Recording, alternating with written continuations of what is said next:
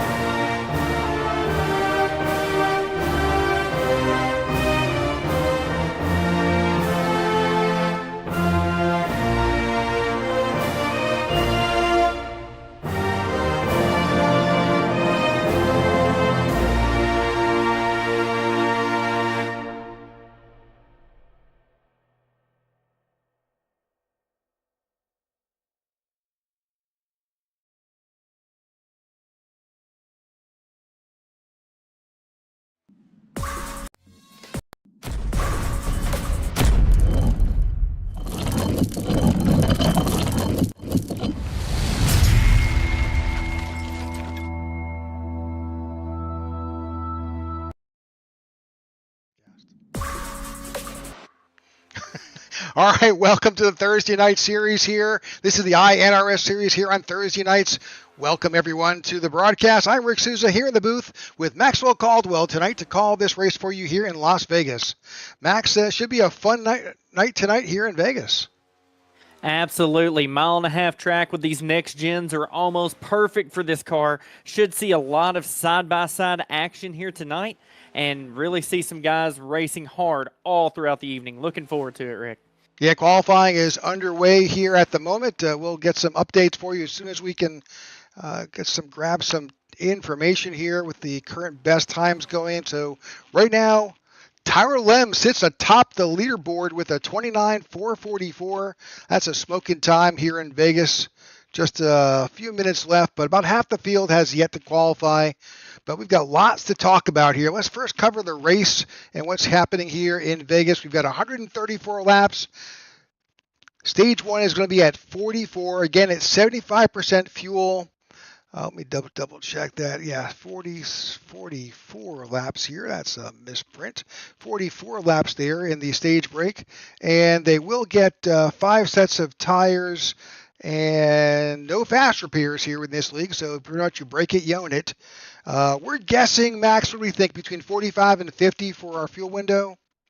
Yeah, right about there. It's really going to depend on whether you're up front leading and putting hammer down, or if you're trying to ride in that pack and use that draft to really carry you. These 1.5 miles can kind of vary by just a few laps, but hey, I've seen a few laps at 1.5 miles make a difference in making it at the end or not. So be interesting to see what guys do. Yep, absolutely. So qualifying is continuing here. Again, right now, Tyler Lem sits atop that leaderboard with a 29.444 with Alec Daffin right there snug up against with a 29.486. So pretty close, those two drivers there. A number of drivers are still on track. We're watching Gary Wells here get his qualifying in.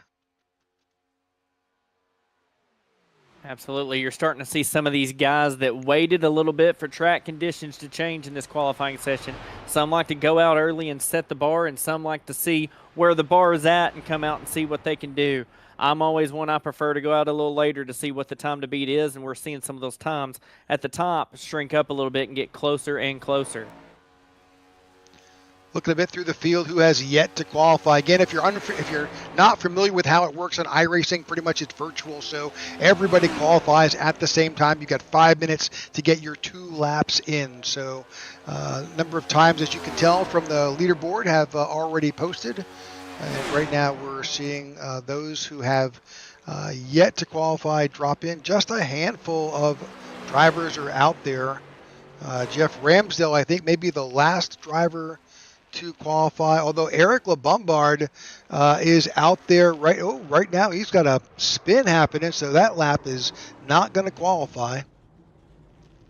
Absolutely. Tough break for him there, but at least it's a track where passing is an option. Where it was a little tougher maybe last week at Phoenix, here it's a whole lot easier to make those passes. So I'm noticing, though, a couple guys really setting themselves apart and qualifying up there with Tyler Lim and Alec Daffin in the 4s, and everybody else kind of majority of the field sitting around the upper 5s and low 6s. So definitely a little bit of gap there at the front, but that draft will be the great equalizer here once we get these cars rolling in a pack. Oh, absolutely. All right, I think that is it for qualifying. So in this league, there is a 5-minute, it's listed as a warm-up, but in effect, it's actually a driver's meeting where admins will talk to the drivers, give them a chance to make a plan for the race, but just any rule changes. There are some carryover penalties from last week. A few drivers are starting out of the coming out of the pits or an EOL, so we'll cover those once we can dig up that information, and then we'll pick that up. But let's talk about a couple of things while we're waiting. First, the stats that we have for where we stand right now. Lucas Gortman sits atop this field with 168 points, with 1 win and 3 podium finishes. Now, looking at the board today, right now he is here today for sure. We'll see how Lucas Gortman actually will end up finishing in qualifying. We haven't seen those numbers quite yet, but Scott Bailey is there. Scott's a new driver this year, already obviously making his presence known, currently sitting in second. But those are your top 15 drivers. We'll watch. We saw Tyler Lem atop the board in practice. He's sitting 10th in points. This would be a great opportunity for Tyler to improve on that position. But again, a number of drivers who are new this season. Kai Collymore, he's raced in the league before, but is back new full-time here this season. He's sitting in 7th. New names, again, Scott Bailey, Alex Daffin, Joe Torres, Grady Gherkin, Matthew Patak, Dakota Reeder, Keenan Shoddy, Daryl Young. Those are all new names this year. So this is really a reformulated Cup Series, and really excited about what they're bringing. Absolutely. And I mean, I'm a points guy. I love looking at standings like this. That's a huge motivator when I'm racing. And I really look at that group from 6th on back. There's really not a lot of difference in points between these guys. They're all sitting right on top of each other. You've got the breakaway of guys that have won races. Those bonus points matter. So guys like who we were talking about, Tyler Lim, who is really fast and got that pole position tonight. My thing is bonus points, bonus points, bonus points. The more you can gather, the more you can stack, the greater you can make up those deficits maybe you've had early in the season and start catching back up to those points leaders. Absolutely. You can see already Lucas Gortman, he sat on the pole 3 times this season. Now you say, well, 3 times, but this season's just begun. We've only had we've been to Daytona, we've been to Atlanta, we've been to Coda, we've been to Phoenix. That's 4. He's been on the pole 3 out of 4 times. Yeah, and I mean, hate to say it, but in a points thing like this and the way these next gens are, and some tracks are hard to pass, we probably won't see that tonight. But at the majority of tracks, it's hard to pass. And so if you can put yourself up front in qualifying, that is half the battle right there. Track position is key in these cars. And even tonight, as we see pit stops, whether it be green flag stops, whether it be under caution, whatever it may be, keeping track position will be absolutely critical tonight. Well, and that kind of leads us right into what we think our keys are to be successful here tonight in Las Vegas. As these drivers are rolling the dice, they're doing a little gambling here. Those keys are where they're going to be need to be focusing on. Absolutely. First thing we see is tire wear. What is this track going to do? It's Vegas. It's hot. You can see the sun is out. The temps are up. So what is tire wear going to look like? Are guys going to go aggressive real early and fall off? Or are we going to see guys preserve their stuff and even try to make it a little longer, maybe get those laps led for those points, try to get that track position by a timely caution, right? On top of that, fuel mileage. We're looking at the fuel. Who's going to stretch it? We've seen mile-and-a-half races come down to the last drop in a fuel cell, and Vegas can be no different, whether it's real life or on the sim. We see that often, that fuel mileage can make or break your race. And finally, dirty air. We just had an update this week on iRacing. These setups, these cars got updated. We know these cars always react a little bit different after an update, and right now these drivers are almost going to be fresh on trying to learn what that does. And this is going to be the league's first race back after a big update this week. So what is dirty air going to do with these cars, and how will these guys manage that dirty air to not promote more tire wear or more fuel usage than they need? Absolutely. So we'll see how this all plays out. Warm-up is about to end in just 12 seconds, and we'll take you right to the grid.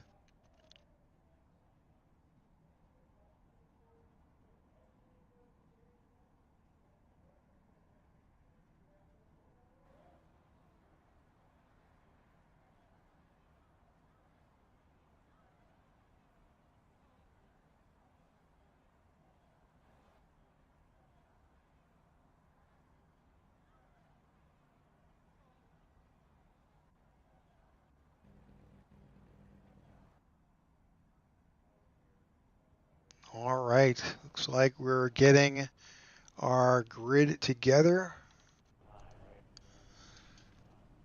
All right, and with that, we will grab our grid.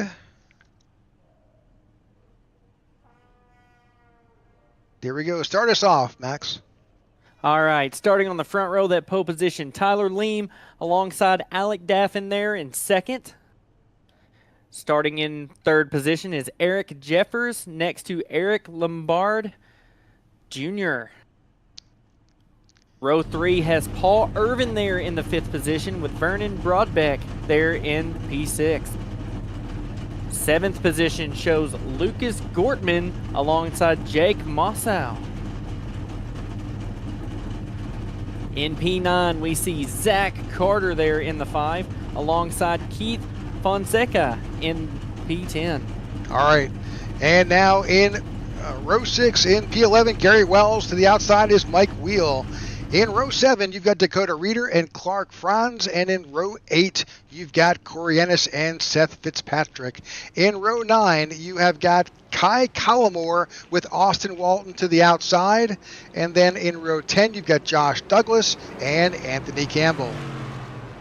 Starting in the 21st position is Jordan Wenzel alongside Joe Mossow in P22. In that 23rd position, we have Scott Thomas alongside Grady Gherkin in 24th.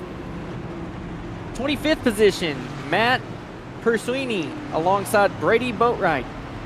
You're close. I'm trying. B27 is Joe Torres alongside Keenan Shoddy. Shoddy, there we go. I'm trying, my friend. P29, Jeff Ramsdale alongside Jacob Phillips there in 30th. All right, in position 31st, you get Matt Wheeler with Matthew Patak. Row 17, Tony Japson, Daryl Young. Row 18, you got Vince Burns and Brennan McKee. And you've got James Close and Brian Jones. That is our field for tonight as the pace car brings them around.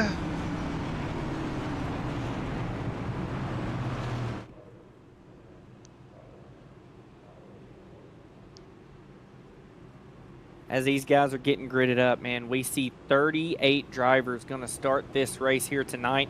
That is dang near a full field, so expect a lot of excitement here early. We talked about that dirty air. Dirty air is not that bad with just 20, 25 cars on track, but we get over 30 here, especially the 38 we have starting, and dirty air is going to be a big factor. And honestly, Rick, look for guys lap 1, turn 1 to start going to that third lane and really try to use that outside to their advantage. Yeah, I think the race admins are holding us back a little bit. Our broadcast software believes we are starting this race now, but the pace car is still out there. Lights are off, so we're about to get this restarted.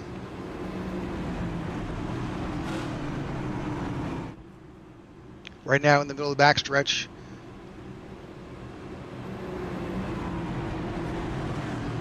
The anticipation, the build-up for this start. And let's not forget, too, Rick, with this update, tire marbles now matter more than anything. You're going to see guys weaving more under caution. They can pick up that rubber under caution now, and you'll actually see the track surface getting lighter as they run under caution where it's picking up rubber. How will that affect restarts tonight? How will that affect these guys getting on and off pit road? We're about to find out as that pace car gets ready to pull in to start this event. All right, flag man has the green flag ready to go as they enter the restart zone. All right, we are underway here in Las Vegas for the Pennzoil 200 with the iNRS Racing Series. Side by side, 2x2, they head off into turn 1. Great camera work here. We see these guys going. Don't see that third lane really going yet, but we definitely see these guys trying to get track position early and get settled as we see them come down the backstretch. Leaders are out there, nose to tail, top 4, but after them, we're still 2x2 all the way back in this field. Absolutely, side by side, 2x2, great action all the way through the field. Mid-pack, still plenty of side-by-side action as the top 4 are trying to string out and just get settled, get in a rhythm, start logging laps. We got to remember 134 laps here tonight. There's a long way to go still, as you see now the top 7 all strung out single file. Right now, Vernon Broadbeck is out in front with that number 8 Chevrolet.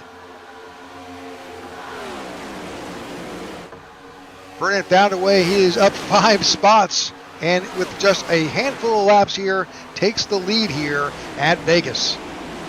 Absolutely, and leading is critical, Rick. These cars love clean air, and dirty air is your worst nightmare. So the deeper in the pack you are, the harder you're working in these cars. That 8 car can get up front, and even he doesn't even have to go that hard. He could even save fuel doing this.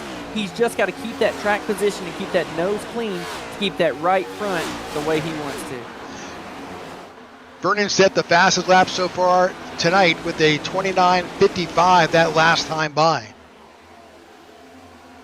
Absolutely, and Rick, starting to notice as I look through the field, a lot of these cars really starting to get single file. They're not wanting to run super hard or get into any kind of skirmishes early. They're trying to get settled in and play follow the leader here for a little bit.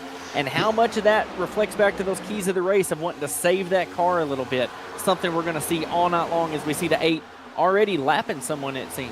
Yeah, that's Brian Jones right there. Brian, I think, started back in the pits and has unfortunately found himself under right now and 1 lap down by getting passed by Vernon. But, it's not terrible if you keep in that position, do well, and hope to get the lucky dog if the caution comes out. Absolutely, and there's plenty of time in this race. He's just got to keep himself up there with those leaders. And honestly, what better way to see what your car's got if you're going to start in the pits and have this trouble early? See what your car's got, run up here with these leaders to see if you can hold here later in the race.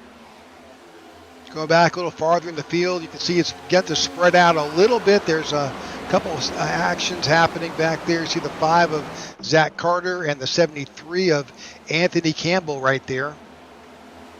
Absolutely, and as that battle solves, we still see some on back behind them. Guys just jockeying for position. And Rick, I can tell you, when you're in that mid to back of the pack, that is some of the hardest racing you're going to see all night long. The leaders are typically guys that are up there on that qualifying speed. They're typically guys that are used to being up front. They've raced each other a bunch. They race each other clean and race each other hard but respectful. In the back, these guys are clawing and digging for every position they can get because they know how bad that dirty air is. And I'm interested to see a lot of these passes we're noticing are coming from that second groove there, but they're not moving too much off the bottom. They're still riding each other pretty tight in the corners. Looking back up front, Vernon continues to lead with Tyler Lem, Jake Musso right there, Eric Jeffers, and Paul Urban. That is your top 5 right now. Yeah, these guys really starting to check out. And we do see some side-by-side action there around 6. I think that's still them guys lapping that one driver there. But we definitely are seeing these guys get more side-by-side. They've settled in. And some guys have that mentality, Rick, of let's get a couple of laps in. Let's get the tire pressures to their operating pressures. Let's not go really hard on low air pressure and do any damage to the tire. Something else these guys are probably thinking of, now that we've got a few laps, we got some heat built in them, now let's go see what our car will do. Let's see what pace we've got. Let's see what passes we can make. And we're seeing that right here. Solid 2x2 racing here. These guys are racing as if it's up in front. They're figuring it out. But great racing here. That's the 6 of Lucas Cortman. Had one driver, I think he had dipped off the track. Something going on, but no caution has come out. Absolutely, yeah. Something has definitely happened there. We got one kind of blinking in and out, and that's really going to affect some of these guys, affecting the grooves they run, affecting whether they want to go high or low, and it's probably what's causing a lot of that side-by-side we see building up. A lot of action throughout the field here.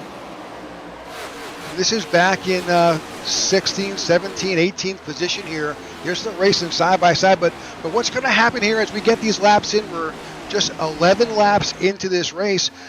We're going to begin to see some tire fall off. They're going to build some heat in the tires. They're going to have some wear going on. As Max indicated, there's going to be some, the rubber and marbles on the track. All that's going to come into play in about 10 laps, 12 laps, and we're going to begin to see these cars not be as stuck to the track as they are.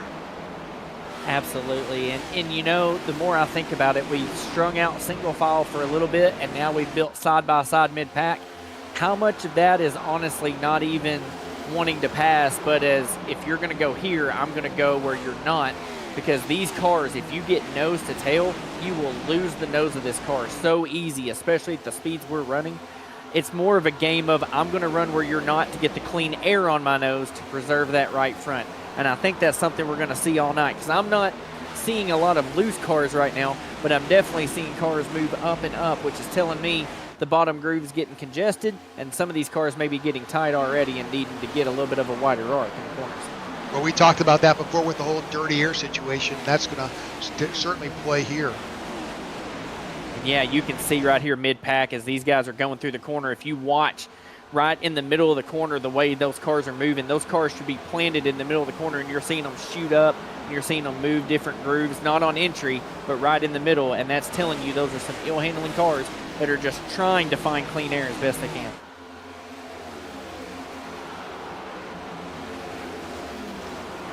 Hey, Max, check your Discord messages. 10-4. We're watching currently Eric LeBombard there in the 58, in that purple car.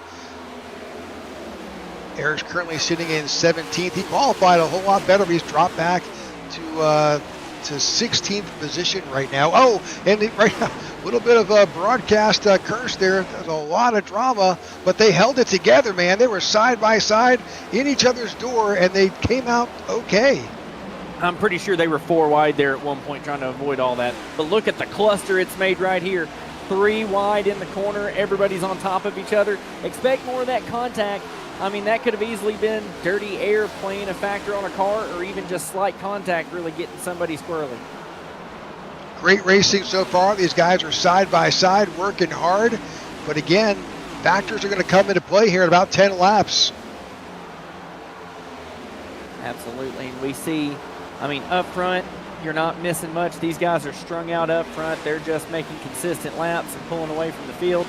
All the action's right here mid-pack, and these guys are not giving up. Look at the line of cars we've got here that are just nose to tail, trying to just do anything they can just to get one more position.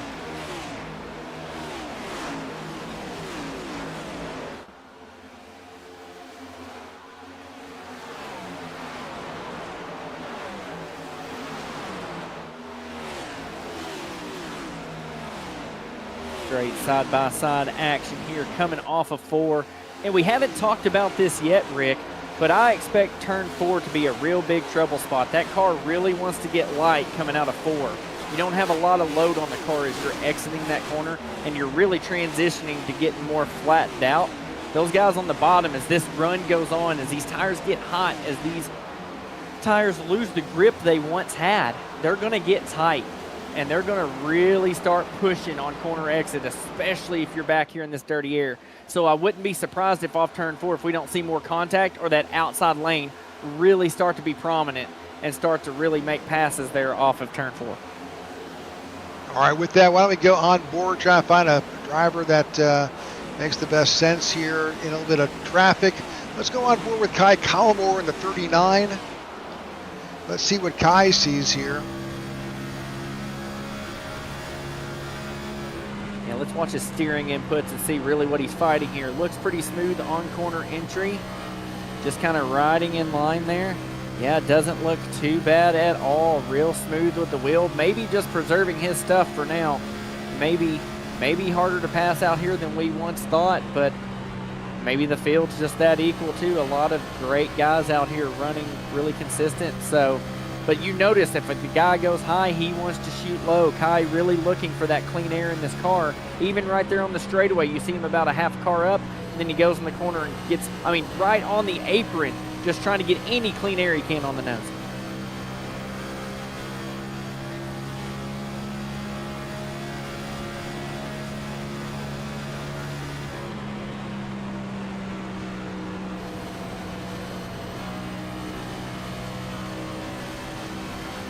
Solid racing here by the 39 of Kai Collimore. He started 17th, slipped back just a little bit through all this traffic, but lots of opportunity to improve that position for sure. Absolutely, and he's fell a little bit back from where he started, but it looks like the car's trying to come in. It's just traffic, man. Look at him. Just where can you go? That right there, dropping to that apron on the front stretch. I can't tell you. Right there. Contact. And again, another great save. And in the middle of the corners, Rick, they're going 175 miles an hour. So what a save there. Right, that's the 42 of Tony Japs. He was there, and he dirt tracked it around and held it together at 160, 70 miles an hour. Absolutely, yeah. Those rear tires are not going to like him for lap 2. We still see him bottling up there out of 4. That trouble spot we had just talked about back behind him. They kept it together, but they were bumping into each other hard. Yeah, this pack is 3 wide at times here as they're working through these corners. A lot of brave souls out there. This is pretty much a 29 through 35. And again, this is that desperation zone. These guys don't want to be here. They're in some of the worst air you could possibly be in on the track right now. And they're already there's contact off 4 there. And another save. Wow, Rick, these guys, I know. Like I said, action. Turn 4 is the trouble spot. Well, let's head back up front, see how Vernon Broadback is doing up front. He's got Jake Musso in the 25 on his tail. It's tightening up. It sure is. Had to watch this battle here for a moment and really see how that 25, Jacob Mossau, how he really tries to set up the 8 of Vernon here. He's going to ride in his tire tracks for now, but if he's been mowing him down, he's going to start right where he's at. Right where he's at is when that dirty air really starts to take effect. So watch him. He's going to go that lane higher. He is looking for cleaner air, and as that 8 comes off the corner, look for that 25 to maybe even dip low. No, he still stays high, uses that draft on the front stretch. He's going to suck right up to him, but then you see he hits that bubble of dirty air. It's so hard to break that. He's going to have to find a way, and now yellow is out. Looks like Vince Burns, a 55, off track. He's mowing the grass down there, but he survived. Zach Carter, I think, also was involved. Let's see what happened to Vince here and what brought out this yellow.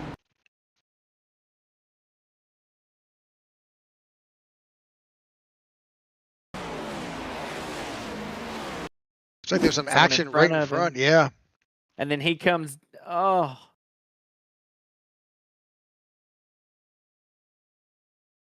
I can't tell if they made contact or if that may have been some net code. It was The close, but yeah, the 42 end up hitting the bumper of the 45, and then that's into the 55, and there's a spin right there. There's where, so we kind of were going to have another situation where we gathered it all back up, but just too many cars playing bumper cars here. But honestly, nice job of not going down pit road and getting that penalty, and also keeping the car straight. Wow, great job. Yep, good recovery. Now, let's talk about this. A welcomed caution for so many, but what do the leaders do? Does this fit in their fuel window? What does this do? We're on lap 27, coming to lap 28 of a 134-lap race. How will that fit into their strategy? Do we take 4 tires here? Do we save a set for later? I think you've got to take them here, and it looks like the whole field's going to come down and at least get fuel, if not 4 fresh Goodyears. Yeah, because this stage break is right at the fuel window. You know, you take this opportunity to take advantage of it, just like you said, come down, fuel and tires. Now, with this being a stage coming up, I mean, we have how many laps until the end of the stage there, Rick? Stage is at 44, so this is lap 28. That's not many. Do some guys maybe take 2 here, try to get that track position just to get some stage points? We've seen how the top 10 really didn't lose that many spots. We're going to have to watch and see what strategies play out.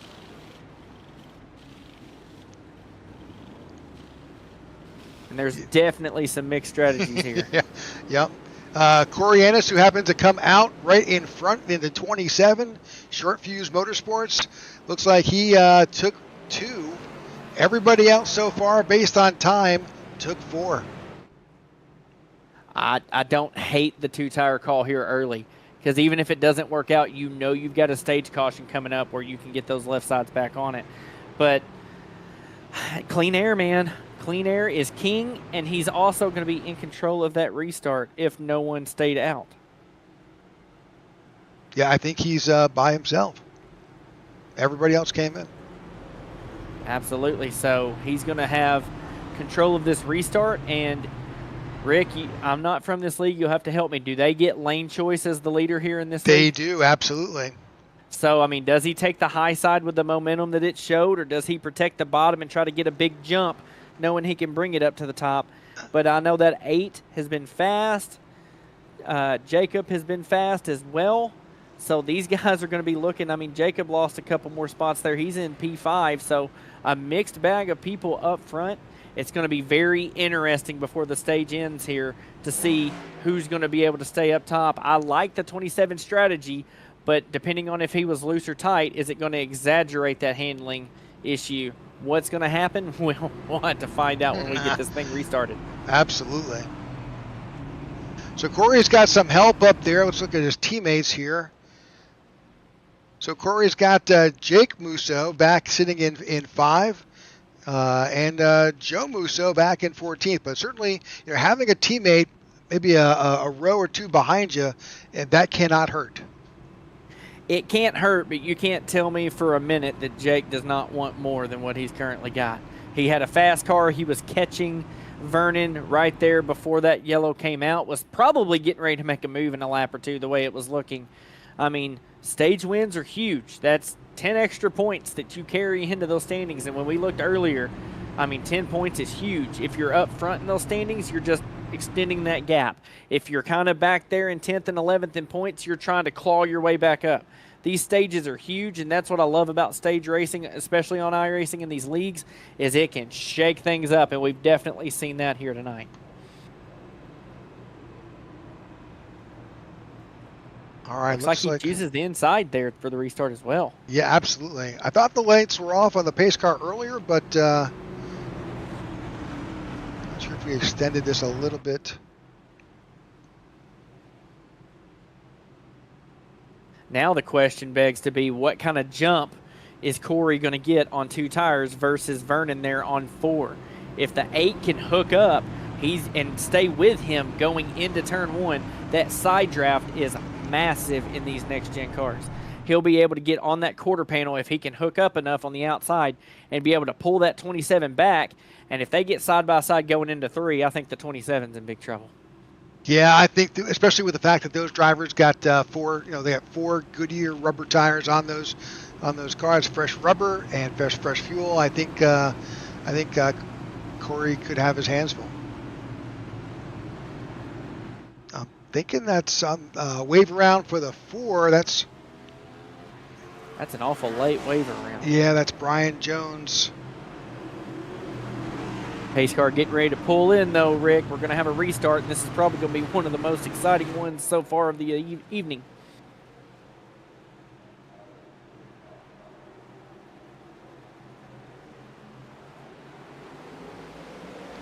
All right, green flag flies here. 27 gets a great jump. Times that perfectly going into 1, but the 8 gets clear there to be in P2. Now the chase is on to see if he can catch Corey and get by him to get that stage win. 14 laps to go before our stage break.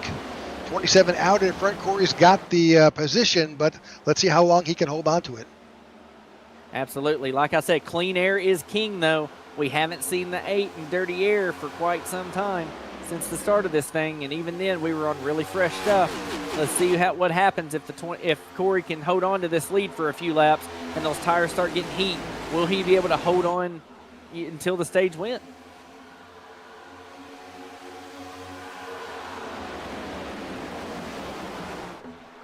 We see Jake Mossau still moving up, trying to get 4th position on those fresh tires. We know he had a fast car right before the caution flew. A lot of moving and shaking happening behind in those 3 or 4 rows. Absolutely. Back of the pack still digging and clawing like they were earlier, but the race up front for the stage is big. Still maintaining that gap, Corey and Vernon. It's about 2.5 tenths. He's holding well so far, but when do we see that tire difference come in? Maybe 5-6 laps in, we might start seeing that 8 claw his way to the front, where 4 tires will show they're better than 2. Solid position for Corey, going a little bit farther back in the field to take back to 15th or 16th. You've got a heck of a battle going on all over the field. You've got 2 and 3 wide throughout. Absolutely. These guys are aggressive, but this track, Rick, this track promotes this kind of racing, right? We talked about it at the beginning of the broadcast. These 1.5 miles are great with these next gens. The way they can move, the way they can take multiple lanes, build that momentum. They're almost like slot cars in a way around here. You get to that outside and start letting it rip, burn that right rear a little bit, and you're going to take off. But these guys have no give up in the back. They're racing as if they're racing for a stage win as well. Keeping an eye on that gap between Corey and Vernon Broadbeck. It seems to be tightening. Yeah, like we said, let's get a couple laps, get the heat, and we'll see now if Corey's going to be struggling with those left side tires. Being a little bit older, may not be able to hook the bottom quite as well. And Vernon just waiting in the wings. And we see Tyler Lim coming back there in 3rd, running strong.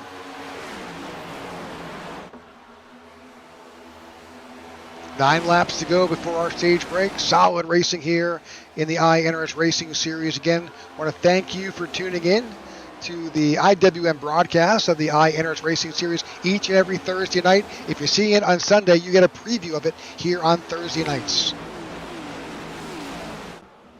Absolutely. Great broadcasting all throughout the week on the IWM broadcast network. And as we continue to watch this race, man, top 5, top 3 for sure, not wanting to leave each other's sights. But that 8, 8 gets in the wall. 8 had a big contact with that safer barrier, and he's back. That certainly impacted his run. In fact, he lost position. He's slipping back. I almost think that impacted more than his run. He started wiggling that car. Sometimes with this next gen, you can hit the wall and be okay, but some hits like that, especially off turn 4, the way it hits that right front could do wheel damage, and he could be fighting that now as Tyler Lim tries to take full advantage of that and clears for 2nd. We'll jump on board with Vernon and see if we can see anything from the onboard. Yeah, see if he's really fighting this wheel now. He's got a lot of wheel crank in it, but doesn't seem to be fighting it too hard. But now he's got cars on his outside, and he's in a terrible aero position. That side draft we talked about Rick, really rearing its ugly head. The 48 of Paul Irvin's going to get by him and going to carry that momentum off of Ford. Hopefully, is he going to clear? Yes, he's going to clear. So, not the restart Vernon's wanting. He was gaining on the leader, and then just one little mistake has put him in a big situation here. 5 laps to go before our stage break. And you know, we got to say too, maybe count it a blessing that we have that stage break. If he does have a little bit of damage, maybe he opts to stay in and fix it under that guaranteed yellow flag pit stop. But will the track position loss be too much? But I mean, I don't know how you can't fix it right now. He's losing spots almost left and right at this point. That 2-tire stop is looking like a good call there for the 27 of Corey Ennis.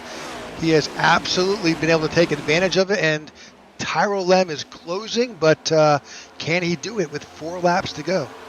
And that's the thing, Rick. He can close, and he can get within a 1/10.5, 2/10 of him. But when he does, he's going to hit that wall of air. Tyler's going to have to figure out, when I catch him, where do I go? Because I've got to continue my momentum and not get stuck by that dirty air. But that's what we said about the 27 staying out of Corey Ennis. Like, you stay out, you get that clean air, and it changes your race. So we talked about it on the pit stop, whether it was risky or a good move. Oh, yeah. I like it. Now nearly 4 tenths back. I don't think anybody's got anything for the 27 here. No, not so far. I mean, they get so close, but then we get these tires heated up, and they almost equalize a little bit. Track position just massive here tonight.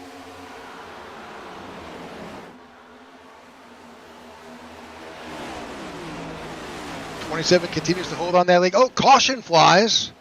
Is that the stage? That must be the stage. I don't see any incident. Well, on track. I do. Brennan McKee, car stopped. Oh, big contact. So that is not the stage. That's a yellow flag that has come out with Brennan McKee and Matthew Wheeler also involved. So we go back and see just what happened there. But because of where that wound up, that will probably be used as the stage. The stage will be happening under caution. Absolutely. Let's see what happens here on the replay, Rick.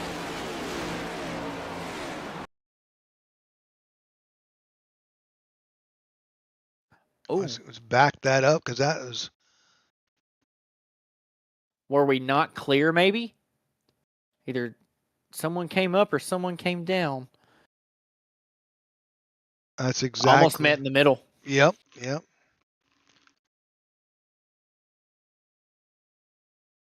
Well, I can't really tell if there's any contact there.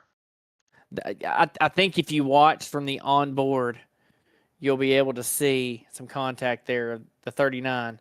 Let's see what we see from this view. Yeah. Yep. Oh, and it's really more the 39 comes up, gets Matthew Wheeler right there. And, I mean, just nothing he can do along for the ride. And he tries to keep it straight, but, comes back into traffic. That's a huge hit. Yep, 15 involved as well. And the 89. And I saw the 15 had that right front completely broken. Oh, yeah, that 10 he's done. Yeah, he's done for the day. And then pit stop's currently happening now, too. Just like that. Pit stop's underway here. Now, not a lot of tire sets here tonight, but these guys are opting, even in that short of a run, to still take tires. Find that interesting.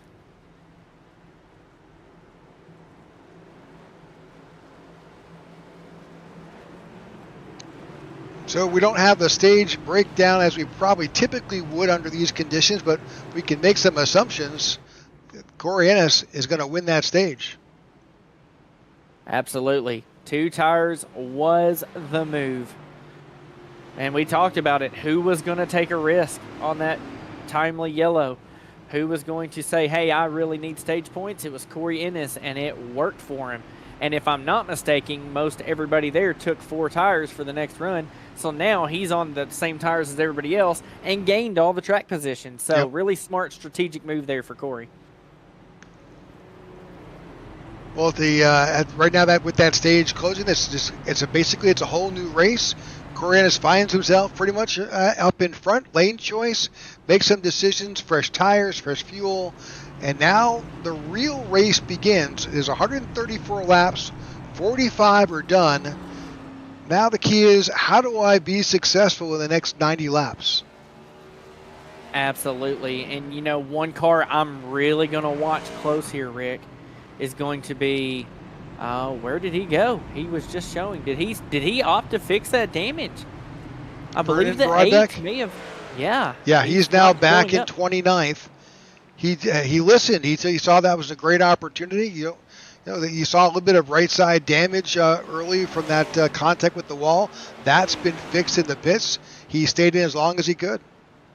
Man, and I mean, I was watching him slowly lose position, but then, you know, he come down pit road 6th or 7th. I mean, that was a lot of position lost there in a short time. Maybe he felt like he wasn't going to be able to hold on as is and opted to fix that, but now he's going to be starting deep in this field. I mean, all the way back in the 29th position. That's where we saw some of the hardest racing of the night so far. We'll have to keep an eye on him to see if he can slice through the field or if he gets stuck in that dirty air.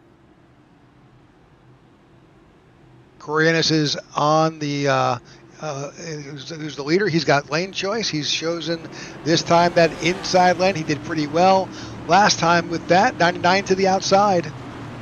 Let's see when he goes. Does he go early or late in this restart zone?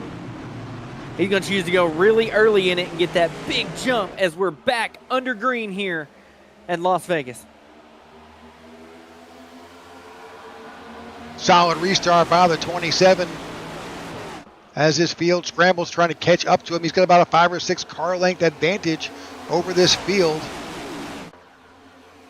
And as long as these guys in second on back continue to side draft and race each other, he's in a dream world right now. Nobody side drafting him, nobody gaining any runs, and he's got nothing but clean air on the front and back of that car.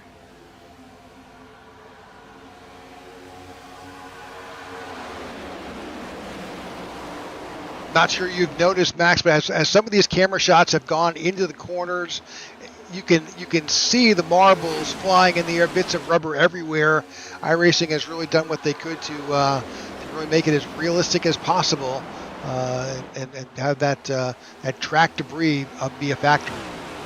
And it is. It 100% is. And Rick, you know from our race last night that you broadcast for our league, you noticed, like, all my teammates noticed the rubber buildup under caution and throwing the rubber pieces and noticing them getting picked up. I mean, I don't know at Vegas that we're going to see a lot of that tire spin, but you go to a real slick track later on in this schedule, and you're going to see these guys really fighting with that rubber. And even trying to run that third lane, we haven't had a lot of guys up near that wall, and that's because that rubber buildup is all going right there, and it's probably, as this race goes on, that we keep getting restarts, where that rubber buildup keeps building and building and building. It's going to get slicker and slicker and slicker. Well, after this race, this is our West Coast swing here. This league, like most, will swing back to the East Coast. They'll head to Darlington Speedway next weekend. And what then a challenging track that'll be. Oh yeah, and then to Martinsville, back-to-back, 2 tough tracks. 2 very tough tracks and 2 tracks where you have to shift. A lot of guys just got in the wall off 4, I saw, from the front on through the top 10.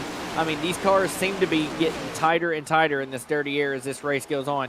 And we got to remember, too, Rick, this track is continuing to rubber in. It's continuing to build rubber. And as it does that, the handling of these cars, in my experience, is going to get worse and worse because a more rubbered-in track creates a tighter race car. And notice some of these guys trying to go up in that lighter gray area, trying to see if there's any different grip up there. Looking around through this pack to see just what's happening. This is mid-pack. We're looking at the 30 of Gary Wells. See the 39 of Kai Collmore beneath them. There's an interesting paint scheme, I think, on that. That's a 71 Daryl Young. And then Octopus. Beautiful. Yeah. Got that spec map on it. Got it shining out there on this track. And running pretty decent tonight. Working his way up. Started 34th. Showing now in P18.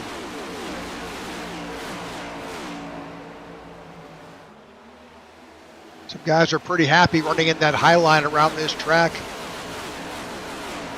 Yes, and Rick, if you notice, think of our first run of the night and that big long green flag run, and hardly anybody went up there. And then we start to look at this restart after the stage break. And notice how many more guys opted to go up there very early. That is going to change how their car handles on the long run. They were running on the bottom and running really low for most of that first run. Now they're going to start this run a little bit higher, a little bit more up top. Is that going to burn more right rear? Is that going to make the car a little bit looser on the long run? Or is it going to wear the right front even more? Those are things we're going to have to watch as this run continues on. 54 laps in the books, just 10 since that last stage break. We will be looking for these drivers to come back down onto pit road somewhere about lap 90. It's about 35 laps. Yeah, and that's going to be, I wonder if any guys will try to stretch that a little farther if they can. It's going to make for a very interesting fuel window. If they go, that'll leave us with about 55 laps remaining if we go off the number you gave. And I mean, we talked 44, about 44. 45 to 50 to make it, didn't we? Yeah, so that really is, right around lap 90. There's 134 laps. Lap 90 puts you around 44 laps to finish. If we don't know what the future holds as far as cautions fly, or but you're right. If it winds up being, green white checker, or worse, multiple green white checkers, you may not have enough fuel to make it. Yeah, absolutely. And then if we watch as this run progresses, I just saw through 3 and 4, there's a ton of marbles on the apron right now. Where cars have not been running, they're all filing down there toward the bottom now. And guess what that's going to affect if we stay green? Green flag pit stops. Yep. Who's going to be the brave soul to come down with nobody running down there to blitz through all those rubber marbles to see if they're going to make it? Or what if somebody goes down there and slides back up in the field and causes our next caution? I don't want to jinx nobody with that, but that is a very realistic thing that can happen when you're trying to pit under green here at Vegas with all those marbles. It's going to be slick down there.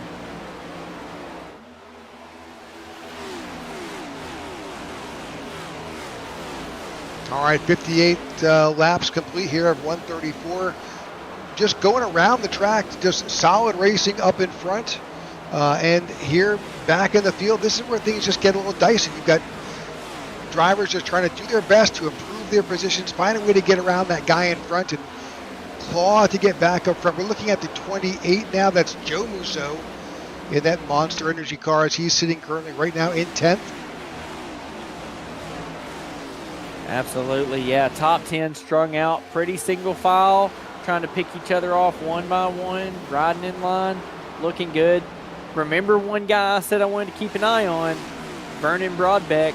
He's only made his way up to 26. He's down 20 spots from where he qualified because of that one instance, that one mistake in turn 4. So definitely changing this race quite a bit here, but something to watch as we continue to go on. Can these guys pass and make it through the field, or are they going to struggle in that dirty air? Going back a bit farther to Grady Gherkin, sitting right now in 14th, as he's trying to work his way around the 46. I'm sorry, working with the 85, that's Dakota Reeder. Yeah, and the bottom line prevailed that time, but you're going to see the 46 get a big run and get right there. He's broke that bubble. Now, if he stays on his bumper, is it going to make the 85 get loose in the corner? No, he's going to shift up and he's going to go for that bottom lane. Again, these guys are just trying to go where other cars aren't.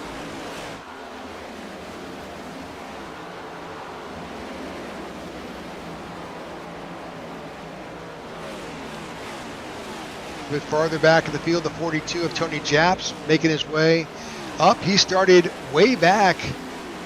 Gosh, Tony was back in 34th and finds himself now in 19th. Absolutely, that's up 14 spots from the start. So slowly working his way forward, and it's not without any excitement, right? We've had our eye on that 42 a couple different times in some of the battles he's been in and some of the big slides and loose moments some of these guys have had, but has kept it straight, kept the car on track, and keeps it rolling strong. Daryl Young, the biggest mover, up 18 positions. Joe Torres up 16. We were just talking about Corey Ennis and Tony Japs. They're now up 14 positions, and Jordan Wenzel up 13 positions. Solid gains by these drivers here at Vegas. And again, I applaud this league for putting the stage break in, because it makes you wonder with some of the passing and some of the slow movement through the field that we've seen tonight, would some of these guys have had those big moves if it wasn't for that stage break and maybe trying some different strategies? You know, some wrecks have happened, but it's not been anything more than 1 or 2 car typically. So it's really been a matter of how do you strategize your way to the front. We saw that with the 27, and it's obviously working out great for him right now. But some of these other guys that are some big movers might have tried some similar strategies there with that caution before the stage break to kind of get that track position, and it's paying dividends now. All right, back up front, Corey Ennis is out in front, but the competitors are beginning to close up. Paul Irvin and Lucas Gordman. We talked about Lucas at the beginning of the show and the success he's had so far this year, and here he is, up 4 spots, now sitting in 3rd. And they're gaining on our leader rather quickly, honestly. But again, they're going to get so close and then hit that bubble. It's about what they do with it. And especially Paul Irvin there in the 48. If he makes a move that does not benefit or causes him to lose speed, you got Lucas Gortman and Eric Lombard right there behind him to take full advantage of that. Yeah, Eric Lombard won last week at Phoenix. Coda, Lucas Gortman. And I mean, you want to talk about long run speed in some of these cars. I mean, you see it kind of with some of the short run too. Corey Ennis qualified 15th, but the guys behind him, 5th, 7th, 4th, 8th, and 1st. Those guys had better speed in qualifying, and as the run goes on, we're really seeing it as Paul Irvin gets right to the bumper, but you see the ground he loses as he has to take the high side.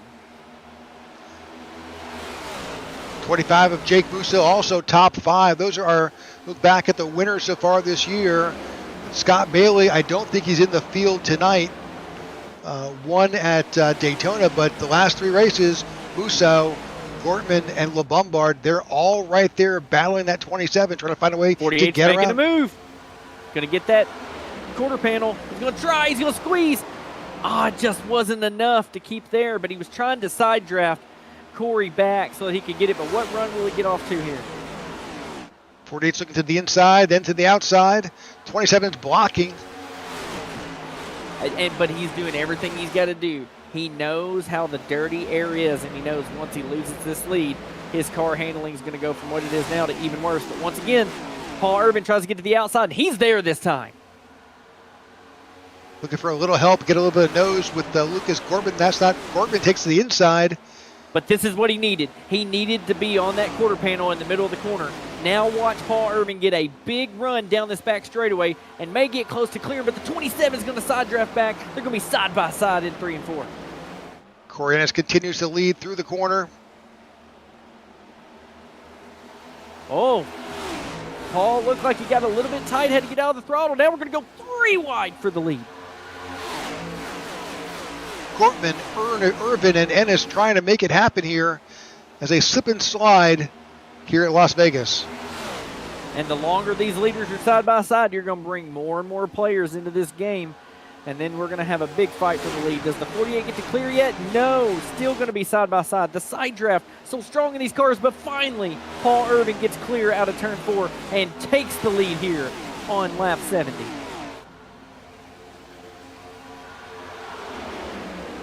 Now we'll see what happens with Lucas Gortman back there. He's still playing with that high line. That seemed to work for the 6. So we saw it earlier with the 8. When he lost the lead, he started falling back. Corey Ennis now that he's in P2 and he's in some dirty air, are these other guys going to be able to capitalize, or will he be able to hold on to second? We're going to have to keep watching and see. Oh, he gets tight, gets in the wall. A little bit of contact there. That did not play well for the 8, but the hit was not quite the same. But that unfortunately has slid him back to now to 4th as Gortman and Musso make their way around to try and challenge Irvin. Absolutely, and I think the 27 can recover from this, but if you watch that closely, Rick, I'm telling you, you watch the front end just take off. He lost all air on the nose, and it was enough to send that car well into the wall. 58 of Eric LeBombard Jr. right there, sitting in 5th, trying to work his way around the 27. And Paul Irvin trying to build a gap, but Lucas Gortman not wanting to let him. And a big run down into turn 1 to close that gap up by the 6. These leaders are absolutely battling here at Vegas. Here, 73 laps. We're just past the halfway point. Well, I guess all we needed, Rick, was about 30 laps on the board for these guys to get really racy here, huh? Absolutely. But again, we talked about it. Hot track, tire wear. Who saved their stuff? Who burnt their stuff early in the run? Who tried to preserve their right front?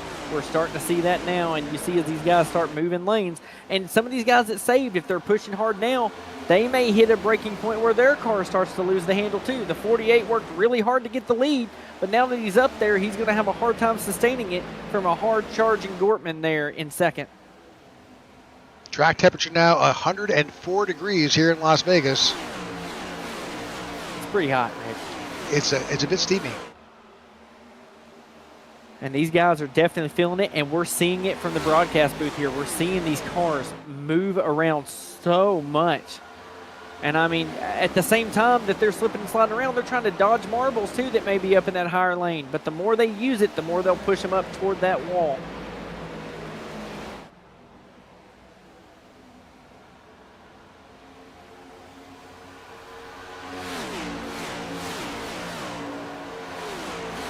All right, solid racing here with Paul Irvin in the lead, Lucas Gortman in second, Jake Musso in third, Corey Ennis in fourth, and Jordan Wenzel now begins to find his way up to that top five at 81. If you've watched this series long enough, you know that's a familiar. Jordan has been around a long time, veteran of this league. Absolutely running strong here, making the most out of it, up 16 spots from where he qualified. And that's all you got to be in these races, right, with this point system is consistent. And that's what he's trying to do here tonight, slowly working his way up to great track position.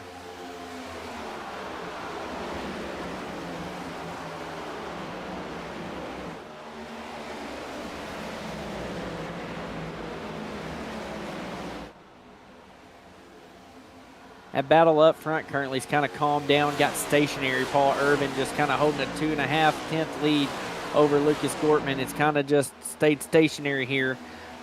Jacob Mossow's kind of fell off a little bit, but be interesting to see as the run goes on if anybody's got anything else or if they're just kind of riding it out at this point, starting to look at those green flag pit stops that are looming in the distance, Rick.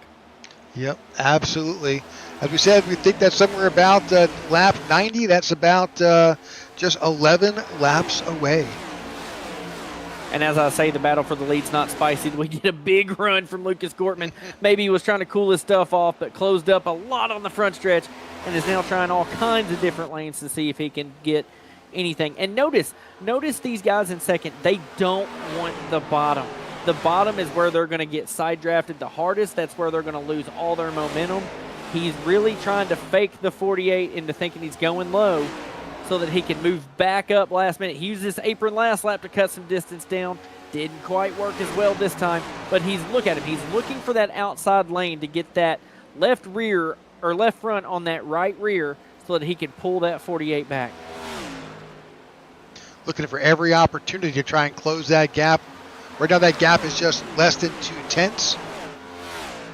Now we're going to see what that unrubbered in area is like up top.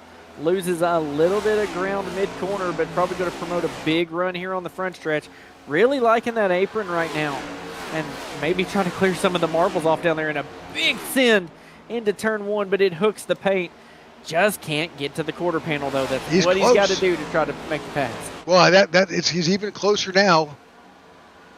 Yeah, he's setting himself up, it looks like, in 3 and 4. Well, he's making a liar out of me. Been setting himself up in 3 and 4 to run that high side, get those big runs down the front stretch to try to send it into 1. But maybe he's thinking differently. Maybe this time he goes for the high side in 1 and 2 to set up a big run down into 3. No, still looking at the bottom, just going anywhere the 48's not. Looking for every advantage he possibly can find. And look behind him as he's trying to do this. This battle is starting to let third and fourth place of Jacob Mossow and Jordan Wenzel move their way forward ever so slightly. Yep, they're now within their rearview mirrors. Let's jump on board with Lucas Gortman as he battles, trying to find a way to get around Paul Urban. Yeah, let's look at some of this strategy, some of the things he's trying here. Just look at that. Staying a car length above, trying to get that run, but he's still getting that dirty air on exit, which is not helping his turn. Just doing everything he can to draft on the straightaway. Straightaways are fine. You just don't want to be there in the corners. Here he goes. He's going to come way up top because he wants to set up a monster run. If he can get the run off this corner, he's going to go straight to that apron, cut down that distance as much as possible. Look at the 48 going to come and dump the air on him, which is going to hinder. But can he get that big send into one? He's trying it. He's there. He's side by side. Yeah, that did not benefit the 48 by trying to come down there in that apron. I don't think it paid off. It definitely stalled the 6 from having a bigger run than he did. It made it where he couldn't get through the center of 1 and 2 because of him already being a little bit tight on entry. But now the 6, because of that move in 1 and 2, is going to lose a lot of time. And guess what? Going to take another 2 or 3 laps to set this thing back up. The 6 is definitely faster, but it's one thing to catch them. It's another thing to make the pass. Well, and I'm not sure that's going to play well because we're coming up to lap 85, and we're probably 5 laps away from our fuel window. So now begs the question, what do we do if we're the 6? We see that the 48's hard to pass. We know tires are going to be massive. Oh, and there's a yellow, taking everything I was going to say out of it.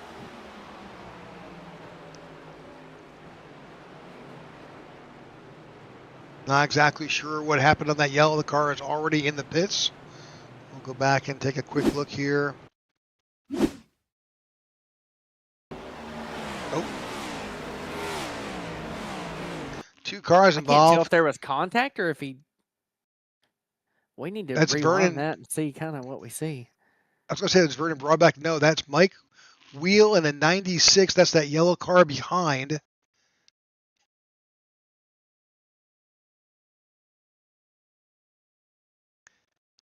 See the 61 down low. Does he clip the apron? It just goes right. Big push. A big push. Yeah. We haven't asked drivers what the tire wear is looking like tonight. I know last week at Phoenix, we had tires that would go so bad they hit 0% on the right front. Oh, wow. That almost looked like a tire that could have lost the rest of its grip. All right, this caution has come out very timely. This is going to put them right at that mark for the window. This is played out perfectly well.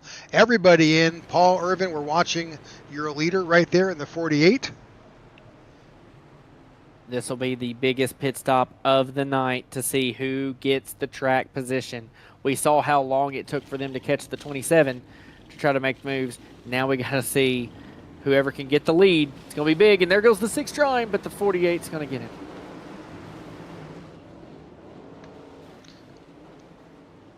Now it all comes down to that restart. Restarts are huge, and do you take top lane or bottom lane?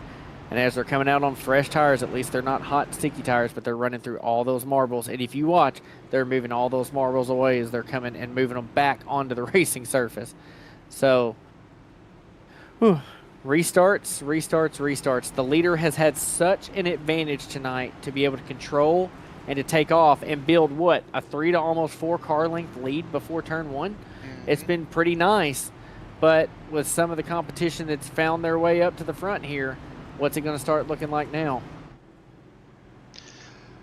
Right now, Paul Irvin came out in front, Lucas Gortman in second, Eric LeBombard in third, Jake Musso in fourth, and Dakota Reeder fifth, and Corey Ennis out in sixth.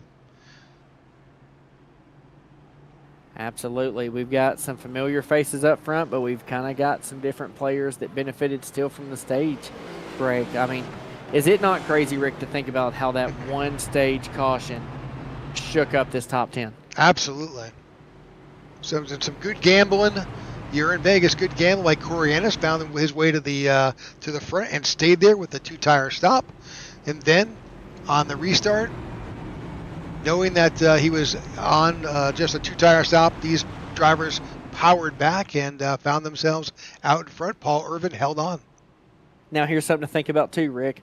I'm not wishing this on anybody, but we have not seen a run go completely green tonight. As we get closer and closer to the end and these guys race harder and harder, it's hard for me to believe we're not going to see more yellows.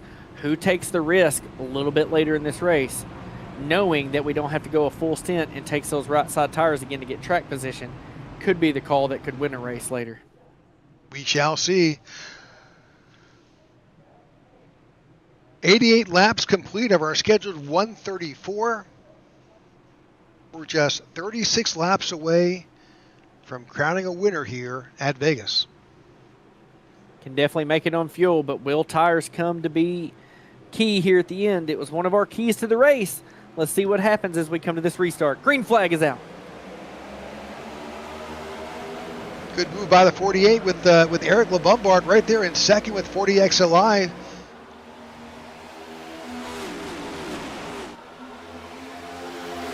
Dortmund just couldn't get going on that restart. May even lose third. He's going to try to hang on to it on the outside. But now big blocks going up there in the front. 58 in the wall from it. But he's not going to be denied. He's still going to try to get to that quarter panel. Is he going to be able to do it out of 4? It's going to be close. LeBombard holds on and sticks his nose up to the inside. Oh, they're wrecking behind. That looked rather big. Corey Ennis involved. Caution comes back out.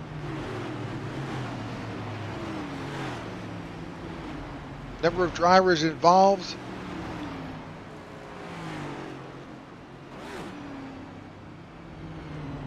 I have no idea who was involved, but a lot of drivers are in the grass. Yeah, it looked like a really, just from what I could see on the screen there, it looked like a really big, someone either got hooked right there on the front straightaway, or I'm not exactly sure, but we see that at Vegas, right? Wrecks on the front stretch tend to be massive. So we'll have to go back and see how many other guys maybe got in this and what damage may have been had.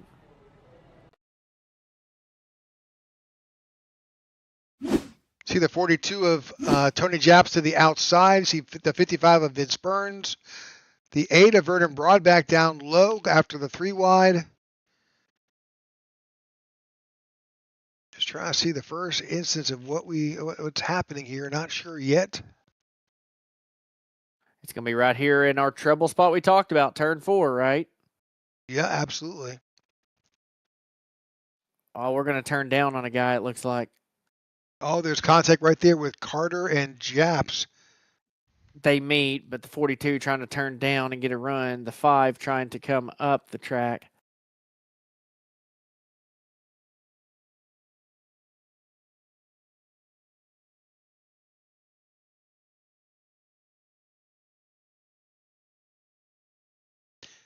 See the 7 of Franz in the grass, Carter in the grass, Young in the grass.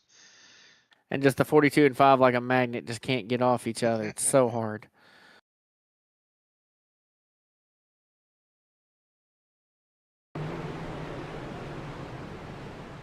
And, oh, the last minute send. But, you know, more cars could have been involved in that. Very fortunate that that few. I don't even think anybody got damaged. It's not, I mean, the 42 got the worst of it, but I still think it's repairable. Handful of those drivers made their way down to pit road. See the 96 of Mike Wheel on pit road. Keith Fonseca is still in the pits from an earlier incident. Most of those drivers chose not to come down. Absolutely, and the pace car there really tried to take the shortest way around on the apron. That's very, I don't think I've seen that yet. That's very interesting. Yeah, using the apron. I've never seen the pace car use the apron like that before, but... maybe he's trying to save some fuel. What do you think? He may. Quite possible. Just our fourth caution of the night here. Here at lap 92. And I hope I didn't commentators curse it earlier, but man, you get these guys saying, okay, fuel's no option. We can make it on fuel. We've done our last pit stop. It's time to go. We're going to start seeing some amped up racing like we just saw there. Just some risky moves, and these guys are going to be more take and less give. But doubled up here on the backstretch, getting reset for the restart. Got Paul Irvin still holding on to the lead, but Eric Lombard definitely had a run there and was trying to do everything he could to get the lead. Track position's key. It's going to come down to how well Paul Irvin can time this restart, and honestly, if he can snooker Eric. Eric played it out pretty well last time. You see these drivers trying to clear off the rubber off those tires. Definitely going to see that with this update with these marbles. Pace car is off. In the restart zone. Big checkup up top. Yep. But not as big of a jump as we've been seeing the leader get. See the 85 now of Dakota Reeder there. Fresh name up front. Trying everything he can, but he's going to get stuck here on this bottom, and we know that top lane just has all the momentum with it. 41 of Seth Fitzpatrick making his way up into the top 5 too. Gets that 4th position there as the 58 and the 85 battle for second. Urban, Reeder, LeBombard, Fitzpatrick, and Gortman battling here, trying to find a way to get around the 48 of Urban. Yeah, and that's proven to be difficult all night long. Leader has such control in this dirty air, and I don't know if the update on iRacing may even made dirty air even worse. I'm not for sure, but definitely seeing tonight that it's really hard to pass the leader. And oh, by the way, Rick, we're starting to get shade on the front stretch in turn 1. Yeah, that will completely change the way these cars handle as that track cools off in that part of the track. 58 got a big run up top. He's going to get to that quarter panel and send it into 3. Is he going to try to make a dirt move to clear up? He's going to get it. Oh my gosh, New what a move. leader, Eric Lombard. Oh, they're wrecking behind. 28 through the grass. We're still green. Caution has not come out.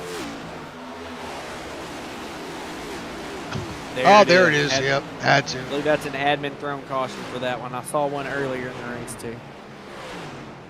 But man, I mean, can we just acknowledge though how many wrecks we've saw tonight, but how many guys have gathered it up and saved it and kept the cars from being absolute junk? Oh yeah. Great job to these guys here tonight. Great dirt tracking around. So the 73, I think what brought out that caution was the 73. We'll take a look at that.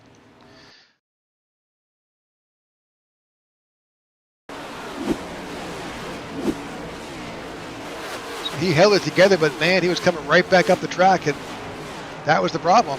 Oh, so it was not admin thrown. Did we come up on somebody? We sure did. Or did we just get loose transitioning back? Sorry, watching the screen here, the stream issues a little bit I'm getting. It's hard to see.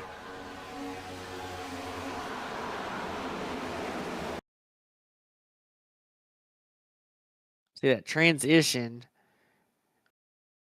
or is he already there and just gets ran over? Yeah, he came up right in front of the four, had no choice. He's on track for a minute, so I'm not going to put all that on the 73. That's just, but the 4's coming with such a head of steam and had someone on his bumper, like maybe he could have turned down low. And here's the split pit strategies. Oh, but did he hit? He did not hit the commit line. They almost thought about pitting there. 48 really thought about it. But now here's what we talked about. We've got a few cars here on pit road. Some of these guys are wrecked guys, but some of them may not be. What if they take, maybe they should have a couple sets, I think, left in the pits, at least one for sure. They might be able to take that last set now with just a few laps remaining, you know, and have 10, 15 lap fresher tires in these leaders. Maybe that's the difference in them making some passes. The leaders all came in on lap 86. We're currently at lap 98, just 12 or so laps. I don't know. I think those guys are coming in because they need to come in. But probably so. But if a caution flies somewhere around lap 120, it'll be interesting. I know some people really thought about it, and I know faking is a thing some people do just for fun. I like to do it a lot. But the 48 for sure, I mean, he almost looked full committed, and I think he was trying to test to see. I think if he had 5 or 6 cars behind him committed down, he would have came down. Like, they were really eyeballing some tires here for the end, just anything, because of how hard it is to pass here tonight. Well, Eric LeBombard is going to be out in front. He'll be in control of this restart. Curious to see what position he takes, whether he takes that inside line or takes the high line. I guarantee you it's going to be the bottom. It's what's prevailed all night long. Yeah, it sure has. And absolutely not even, I mean, going to go right there next to the grass to make sure everybody knows he's taking bottom. Paul Irvin takes the outside. Not like he had a choice, but he'll be in there and then the outside. And of course, with all these restarts, the advantage is always to the control car, and that will be the 58 on this restart. Yes, but one thing I want to watch. I have noticed every restart tonight, they've got the whole restart zone. They've been going as early as possible in it. If that continues to be the case, can the 48 of Paul Irvin know that, and as being a leader for a couple of these restarts, know that's what's been going on, and time it himself to make sure he stays side by side with that 58 going into one? If he can stay on that quarter panel, we've seen it all night. If he can stay on that quarter panel and get that side draft, he has a great shot in turn 3 of regaining this lead. Absolutely. But don't count out Lucas Gortman either. He's just quietly made his way back to third, lost a little bit of position, hung out in the top 5 for the most part, but he's back there in third. And, I mean, Dakota Reeder in 4th, Seth Fitzpatrick in 5th, and Corey Ennis, the 27, there in 6th. When I see Lucas Gortman, I hear this. Green flag is out, and no, they do not time this restart right. The 58 gets a great launch. And honestly, it looks like Lucas Gortman's going to get the run for second.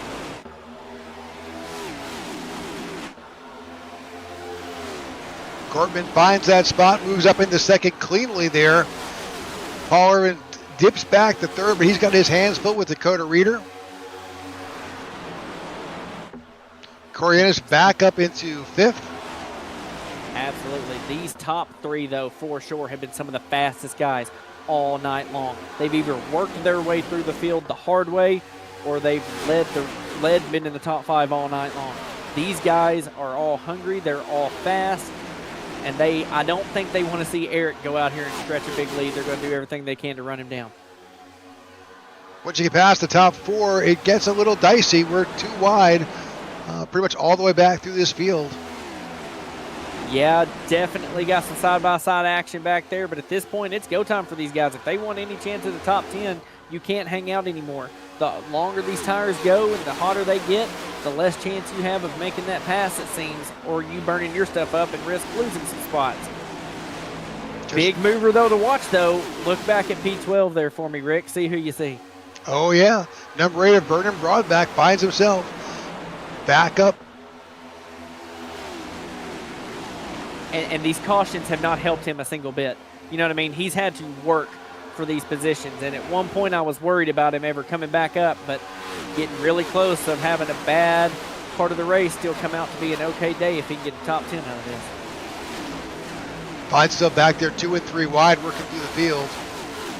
Oh, there's contact right in front. 30 goes around. 2 different wrecks happened at one time there, Rick. One right in front of the 8 of Vernon, and then at the same exact time, those guys kind of started hooking and wadding it up behind them.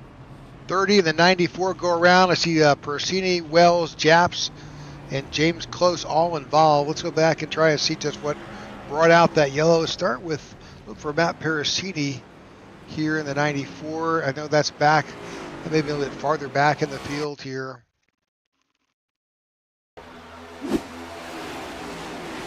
Tell a lot of dirty air right where these guys are at, too.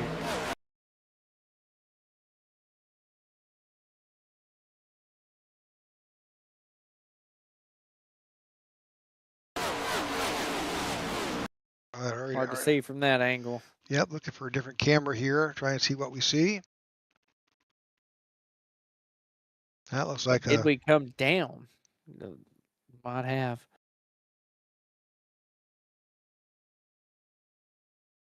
No. Looks like I can't tell what car that is behind the 30. Looks like he just kind of had a run, and when he tried to slide back behind the 94, it just clips him.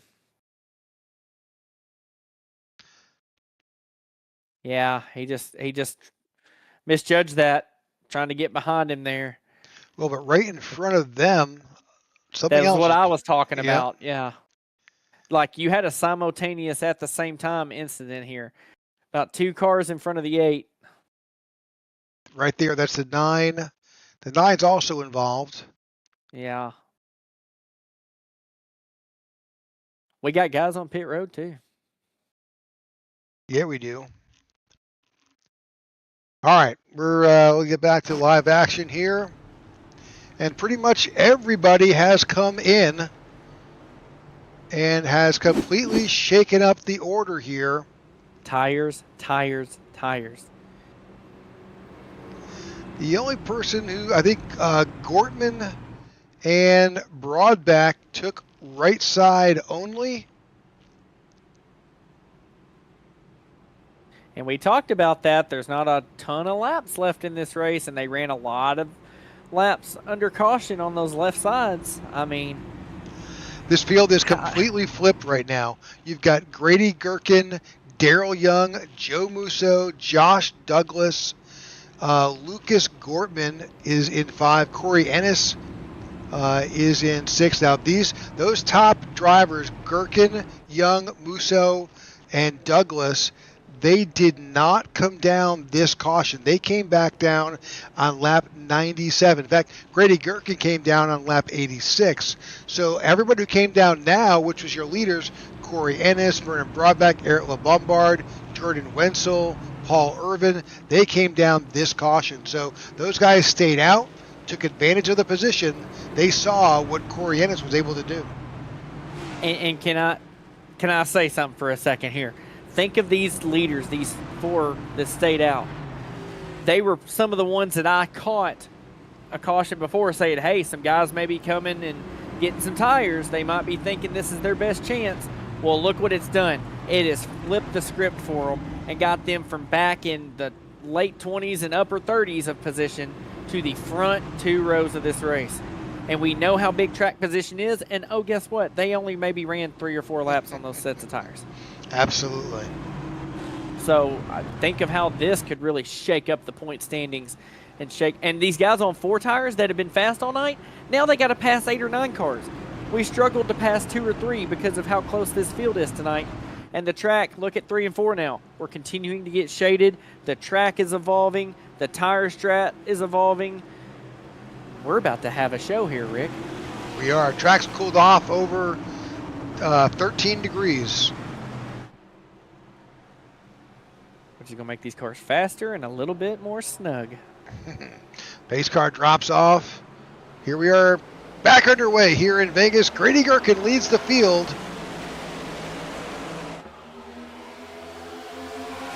It's a nice jump out there, a couple car length breakaway, but we've seen that almost all night long from the leader. 21 gets shuffled out big time. This is where he's going to struggle now.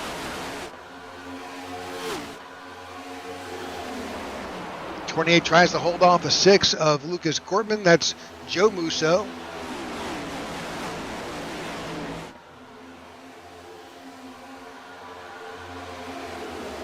Just talking about the 71 of Daryl Young. He's up there challenging Joe for second. Absolutely, and I never thought I'd see this, but we see Vernon Broadbeck back in the top 5.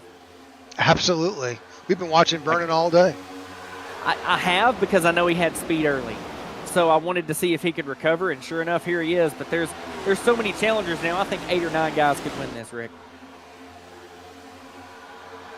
Lots of laps, 26 laps to go here in Vegas, as this field has absolutely shaken up. Best lap of the night turned in by Joe Musso in that 28, a 29.45. That's pretty quick, but at the same time, the leader only 100th off of him with a 4.6. Pretty stout times as these guys are running late here. Again, Gherkin. And there's another yellow. I heard tires. Oh, Jake Musso involved. Jake was up there at the front. He's got some major front end damage on that 25 Chevrolet. And he was running strong all night long. I mean, this is not going to be the finish he was looking for, but man, strong car all night. Gotta at least be proud of that, but we got to see what happened here, Rick. Yep. Cautions breed cautions, especially toward the end.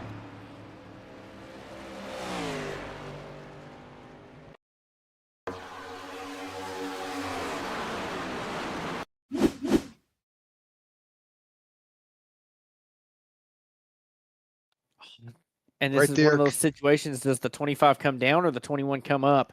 That was hard to see as it transitioned to that camera view.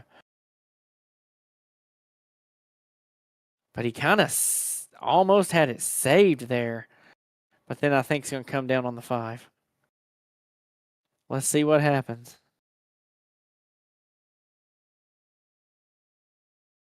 Nope. They almost meet in the middle, but the 21 moves a whole lot more there. And that's just hard racing. That's 3 wide in the middle.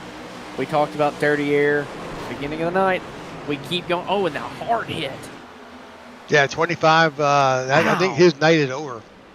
Yeah, that's going to be, as the crew chief says, too much damage. We're done. Bring it behind the wall.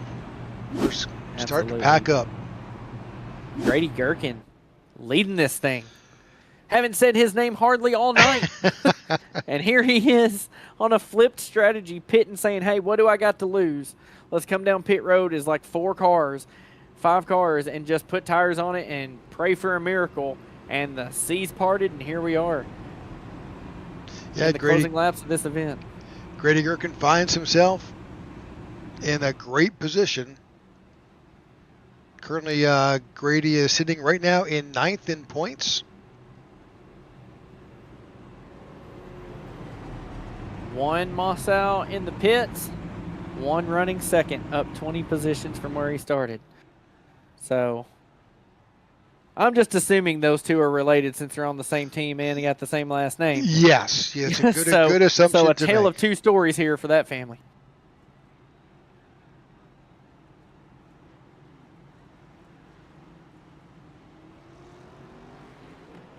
Daryl Young still running strong in 3rd in that 71, up 31 spots, Rick, from where he started, and right here where he needs to be. Daryl Young leads the biggest movers of the night with 30-plus spots. Grady Gherkin, though, currently out in front. He's up 23. Yeah, I mean, look at your top 5 here. 3 of the top 5 have at least gained 20 spots from where they started. That's insane. Absolutely. That's awesome. You know, some chatter on the YouTube talking about the attractiveness of that Daryl Young 71 Harpoon Design Racing Team car. It is definitely abstract, and it's not my style, but I can't say I don't like it either. Like, it looks really good on that car. Love the color scheme with it, too. Yeah, absolutely. But colors are not what we're talking about right now, is it? It's this pace car getting ready to pull in, and this action getting ready to heat up. Cautions breed cautions. Can we keep this thing green? Can we see how these comers and goers are going to be on this restart? It's time to find out as the pace car pulls down pit road. Grady Gherkin in charge as we enter the restart zone for Echo Park, and boom, we are green again here in Vegas with just 23 laps to go. Now, can the 71 clear for second? He will as we go into turn 1. 28 did not get the start he wanted. Now he's under fire from Corey Ennis there on the bottom. Can he clear for third? 27 gets up there. Looks like he's clearing. Yes, he takes over 3rd place, moving Joe Musso to 4th, but he's under more competition right now with the 58 of Eric LeBombard, who says, hey, I want that position back. Absolutely, yeah, and he's got, I believe, 3 wide. 4 fresh tires on his.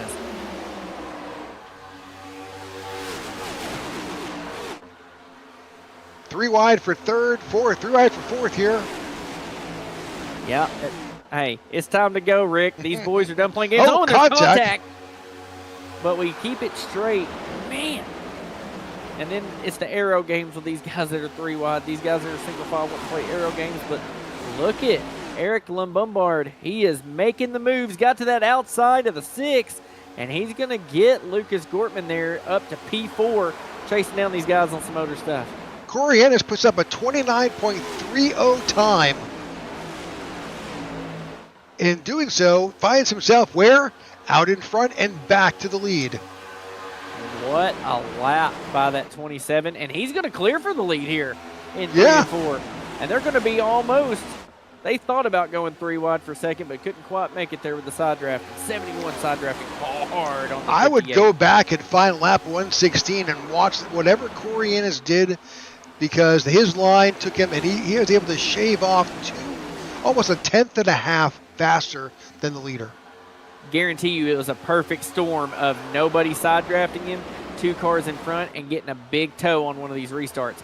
But again, remember, these lap times are going to pick up because this track is cooling off and the shade is building into parts of the track, which is overall giving us more grip.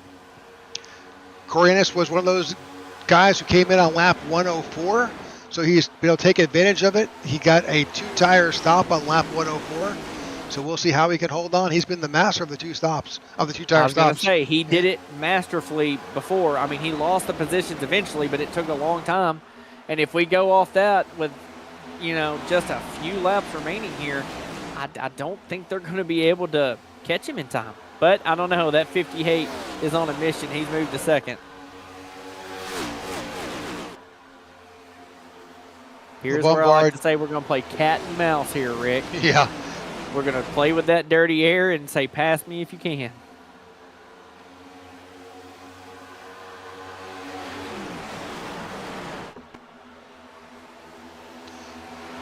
And again, 2 different lines you see these guys running.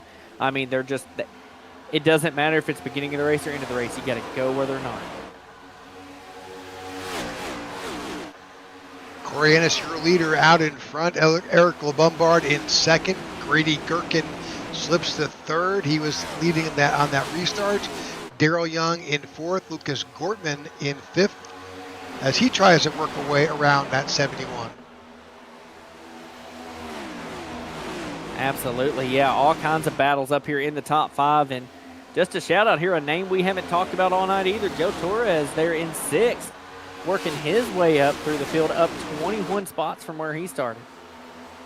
Now, Corey Ennis is up in front. Now, he's in a unique position because we look, one of the factors we talk about here is teammates. So right now, Short Fuse Racing has 2 teams here in the iNRS Racing Series. So Corey Ennis out in front, and the Musos are back in farther. But Grady Gherkin is on Short Fuse Motorsports 2, and he is sitting in third with Jordan Wenzel in 8th. So Corey Ennis has got some teammates in the mix.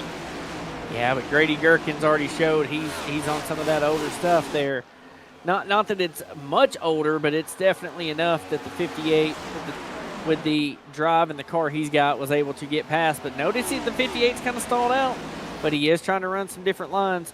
He's probably going to gain some time a little bit, but again, it's one thing to catch the 27. It's another thing to make the pass. 13 laps to go here in Las Vegas. And I think it's going to take almost all 13 laps to get this move pulled off. We've seen all through the night when second place gets to the leader, they get a run, they send it, but they get side drafted, lose some time, and it takes them 2 or 3 laps to get wound back up. So if the 58's going to do it, when he gets there, he's got to make the move and make it fast. 27. And Caution. Caution flies again. And I think this benefits Corey here. Paul Irvin involved. Oh, no. Great night he had all night long, but maybe all this shaking up got him in the field where he didn't need to be. Car looks fairly clean, though. We'll take a quick look at it, see what happened.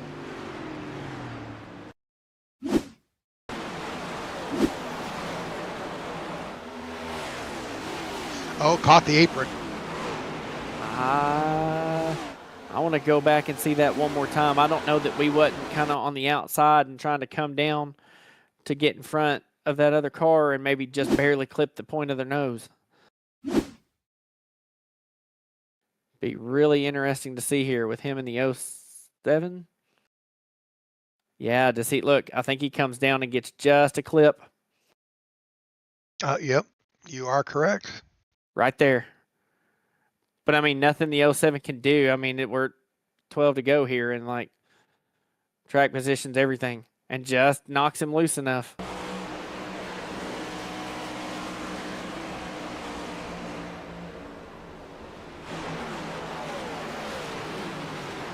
But luckily, don't think it damaged that car. Probably those tires, if that was his last set, though, they're shot. No, he's on pit road. He might have a set remaining.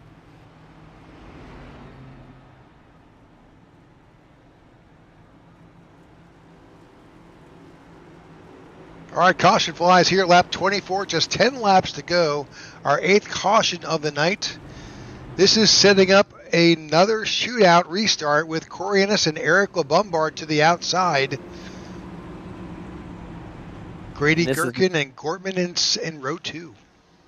And this is the tale of two races there, Rick. This could have went two different ways. We could have came off that caution where we were good on fuel and everybody settled in and we just had a long run race. But once we got one caution and everybody felt secure, it was hammer time for everybody. And that's why we're starting to see the multitude of cautions here, things lining up. And man, by the time we restart this thing, we're going to have just a couple laps left. I don't know that we're done with cautions yet, Rick.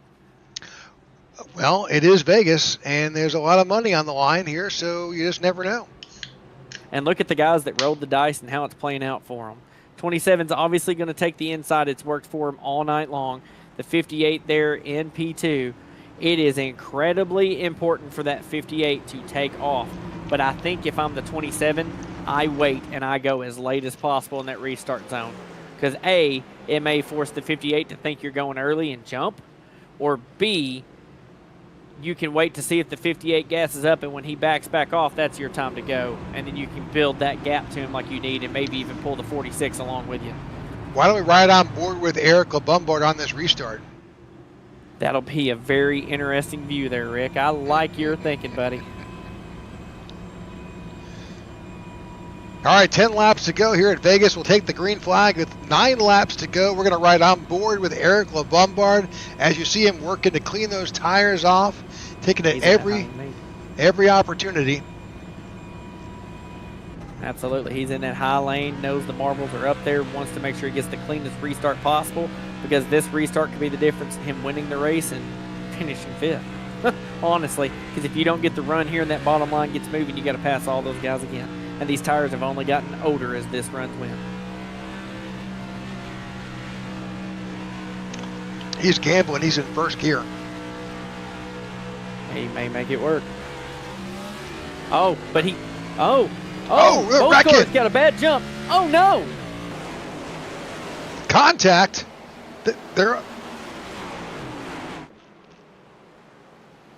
Did the 27 try first gear as well? Caution comes out. We can go back and take another. And it definitely did not work for the 58 because you saw him get a bad jump and have to back off. But I think when the 27 tried to take advantage of it, he might have been in too high of a rev and caused him some wheel spin there. You'll see the 58 lunge and have to back off here. They're in the restart zone. 58 thinks he's going, but he backs off. Uh-huh.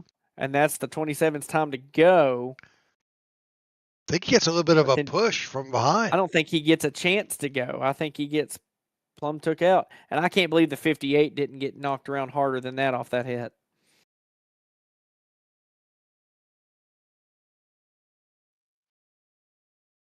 And I think that was a pretty square hit to the 58, but we'll have to watch and make sure he ain't got any left front damage. That would be detrimental going in the corner like that.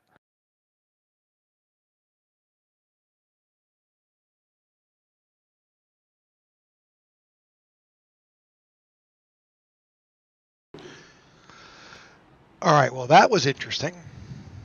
Yeah, first gear starts are risky, especially on older tires. With the marbles and everything else, we knew that could be a possibility. But I don't think the 27, I almost want to see, and we may not have a chance to, but I almost want to see an onboard of that 27 because I feel like he didn't even get a chance to hit the gas before his rear end was already lifted.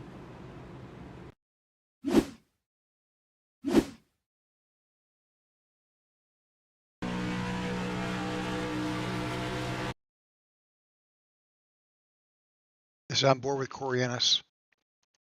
Yeah, I'll be interested to see.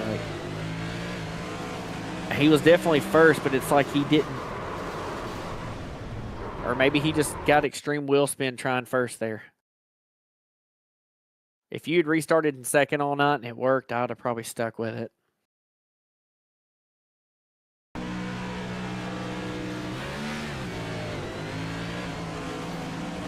I think he got a little bit of bump right when he was changing gears. Yeah, that'll do it. Been there, done that, Rick. That'll do it. That'll get you every time. Well, I think that at the same time that happened, a little bit of bump from behind, picks the rear end up of the car off a little bit and loses grip, and, well, you see what happens. Unfortunately, though, for him. yeah, that puts, well, he's actually a lap down. Wow. Go from leading on a restart with less than 10 to go to lap down. I would not want to hear that race chatter at all. I'm sure it's pretty interesting. Spicy.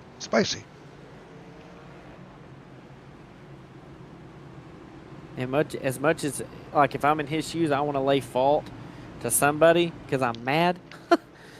But I don't think you can.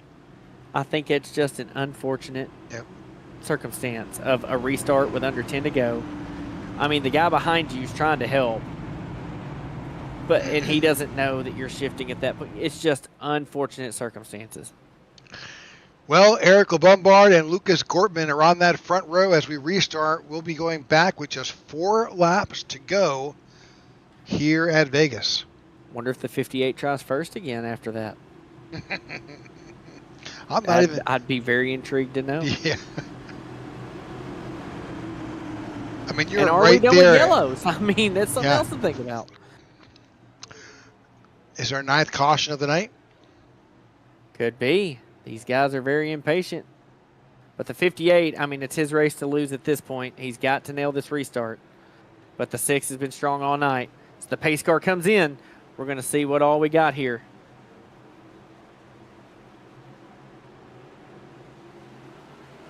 Oh, big move. 58 takes the lead, and with a convincing lead, he's out 6 or 7 car lengths in front of Lucas Gortman. That outside line just didn't really move. Yeah, the 6 car wiggled. I think they tried first gear, and it's just very risky at this point of the race. But we'll see if they can build the momentum here on the outside. Oh, and there's caution. another. I might just need to shut up about those, shouldn't I? That was someone back at the tail end of the field. That's the 5 of Zach Carter.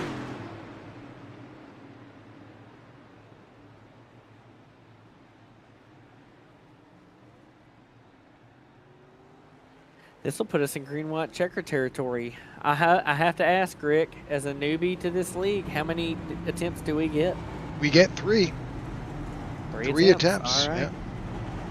Yeah. That Corey Ennis was showing as the lucky dog. He may get his lap back. Yeah, that's good and bad at the same time. Yeah, he's still not happy, but at least it's something positive. Little consolation there, but it is what it is. Joe Torres finds himself up in second. He'll start on that outside line in that number 3 Bass Pro Shops Chevrolet. And where has he been the majority of the night? Didn't even talk about him till probably, 40, 30 to go? And we mentioned that he had made his way up to 6th, and now here he is in 2nd on a green-white checkered restart. Yep, he's up 25 positions to find himself in the number 2 slot for the night. That is crazy, but hey, we've seen some crazy things in this race, and we've probably still got to see crazy things yet to come. So, great job for him tonight. And still the 71 of Darrell Young Jr., biggest mover so far, up 27 spots, and at one point was up 30 or 31 where he was running, but still has a great chance at a top 5 here tonight. So if you're unfamiliar with that green-white checkered, so the green flag will drop on this restart. They will race around, hopefully stay green, take the white flag, and whoever crosses that line next is your winner. Absolutely, and we've seen it ever since are good to go on fuel. These cautions have bred cautions, and it's all about getting this first lap in. If we don't make it to that start-finish line, we're going to re-rack them and do this all over again at least 2 more times. The 58's probably okay with it with the jumps he's been getting. I honestly think at this point, Rick, with just 2 laps, I don't think that's enough time to mount a charge on the 58 unless he really messes this restart up. But he's shown us all night that he's been pretty solid on these restarts. So I think the biggest person in Eric's way is Eric. Yeah, he has every opportunity to be successful. He, again, like you said, he had a great restart last time. And this is a new competitor to his outside. Last time he had the 6 of Gortman to his right side. Now he finds the 6 behind him. We'll see what number 6 has for Eric Lombard on this restart. If the 3 gets a bad restart up top, like we've kind of been seeing most of the night, I think the 6 can stay on the bumper of the 58 and maybe mount. I mean, it's going to be like a dive bomb charge to the inside. I don't think you're going to be able to fight for that outside at this point. You're going to have to do the 8 wheels is better than 4. But at the same time, if the 3, if I'm the 3, I'm looking at where do I think he's going to go, and I have to take a calculated risk, and I have to try to get rolling and get some momentum as the 58's taking off. I know that's easier said than done, but at this point, you have to try to predict. And if you're wrong, you're wrong. But yeah, Joe Torres is no slouch. He's a driver with a 4385 I rating. That's a solid number here in iRacing. So absolutely, not saying he can't do it, but it's about timing. Timing is everything. Speaking of timing, that pace car is pulling in, and we're getting ready for our first attempt at a green-white checkered finish. I'd want to be a little bit closer. He held back just a little bit there. Yeah, and that's going to really hurt both lanes.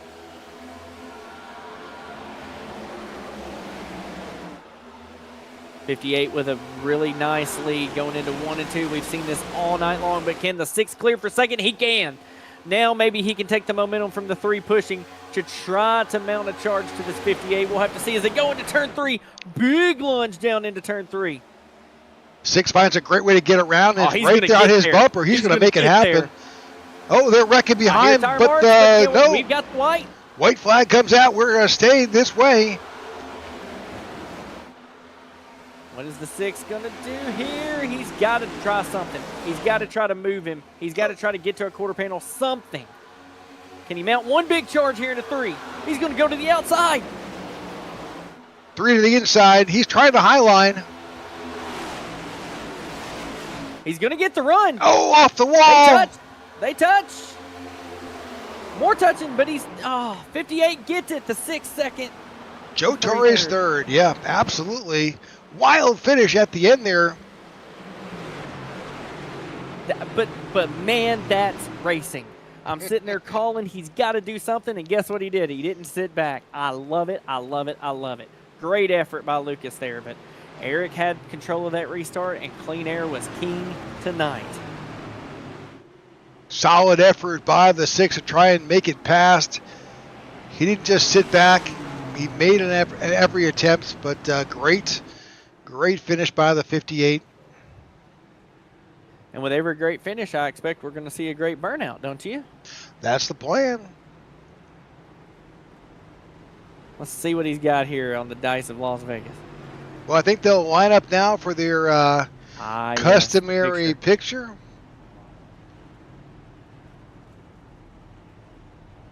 What a great finish, Rick. Fabulous.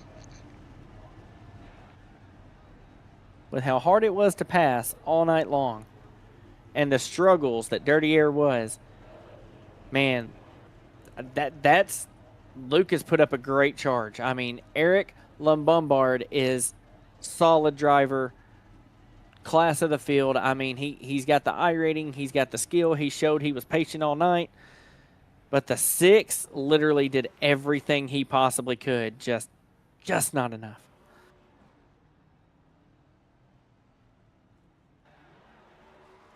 Well, a deserved bird out there for your race winner. Eric Lombard celebrates here in Las Vegas. Solid victory by the 58. All right, let's get to our information here. Let's bring up the results. All right, Eric LeBombard finds himself on top and wins here at Las Vegas with Lucas Gortman second, Joe Torres third. Couple of awards right here.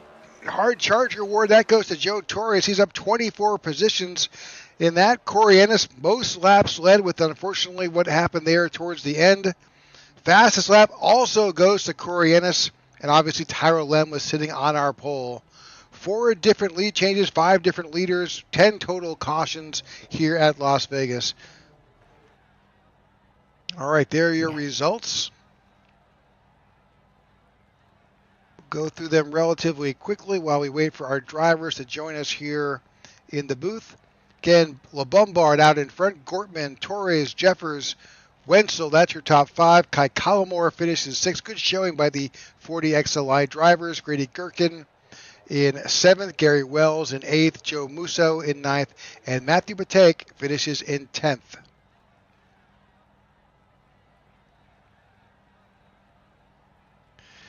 Daryl Young in 11th, Tyler Lem in 12th, Jeff Ramsdale in 13th, Matt Persini in 14th, Vince Burns in 15th, Seth Fitzpatrick, Tony Japs, Vernon Broadbeck, Clark Franz, and James Close. That's your top 20. 21, Thomas, Ennis, Carter, Wheel, Jones, Douglas, Campbell, Irvin, and Reeder, and Walton. And rounding out the field, Daffin, Fonseca, Shoddy, Musso, Wheeler, McKee, Boatwright, and Phillips. All right, with that, let's make our way over to our third place winner. Looking for Joe Torres. There he is. Let's bring Joe Torres into the broadcast booth. Joe, welcome to the broadcast booth. I actually don't believe I've ever spoken to you before. No, this is our first meeting. Nice to meet you guys. Well, congratulations on your third place finish. Really, you found yourself in the right place at the right time. Oh yeah, for sure. Let's just say this number 3 Bass Pro Shop Chevrolet was pretty decent. We got very fortunate on a couple of situations that happened on the track with people crashing, especially on I think either the third or fourth to the last yellow restart when the bottom lane just checked up. I think everyone was just so close and just bumping each other, and I'm surprised that I find myself in this position. Depending on where we started, man, I feel like we're having a Matt Kenseth career at this point, with just starting in the back and then just driving ourselves to the front.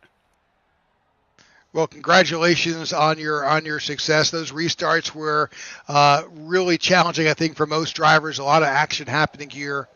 But again, congratulations. Any shout-outs tonight? Absolutely. Shout out to everyone at T. Watson, everyone at WLT2.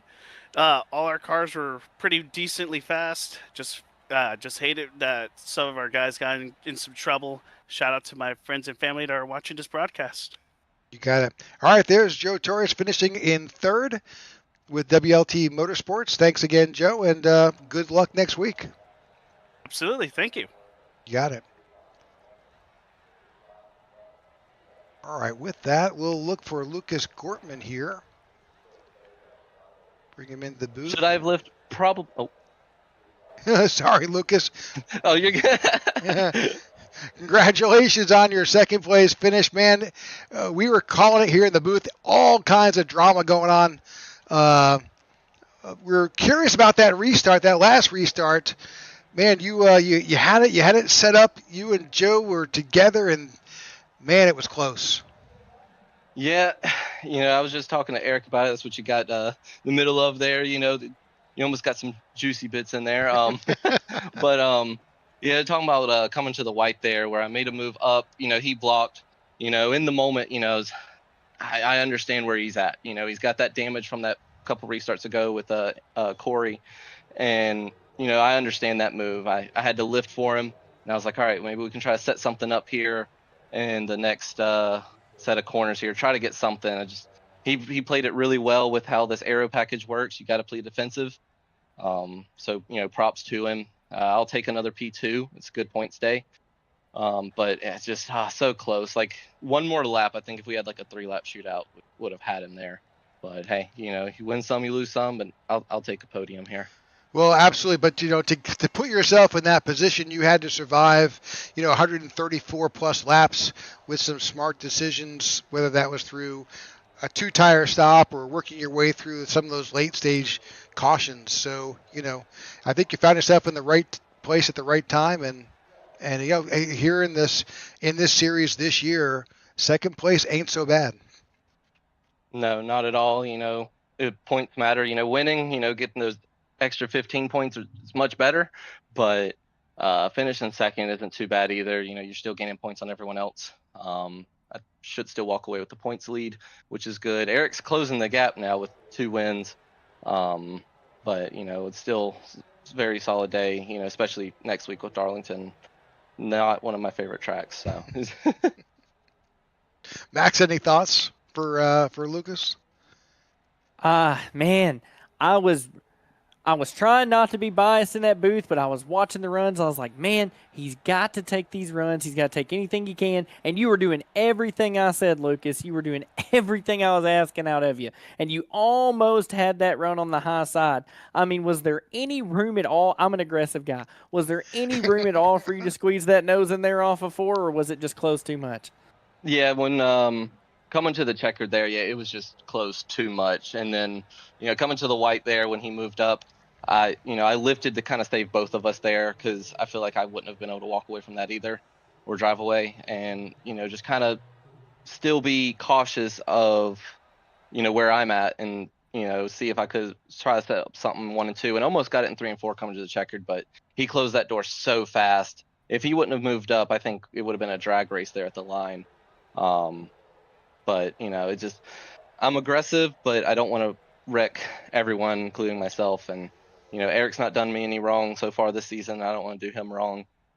We've raced hard and clean. So, it's one of those things, kind of hopefully he'll kind of remember that, in the future. And, if we're in a similar situation, but tried everything I could, but, I was on 2 tires, and, sometimes the car just didn't want to grip, but we'll take it. Yeah, you did a great job, man. Great job. Well, congratulations on your second place. Any shout outs tonight?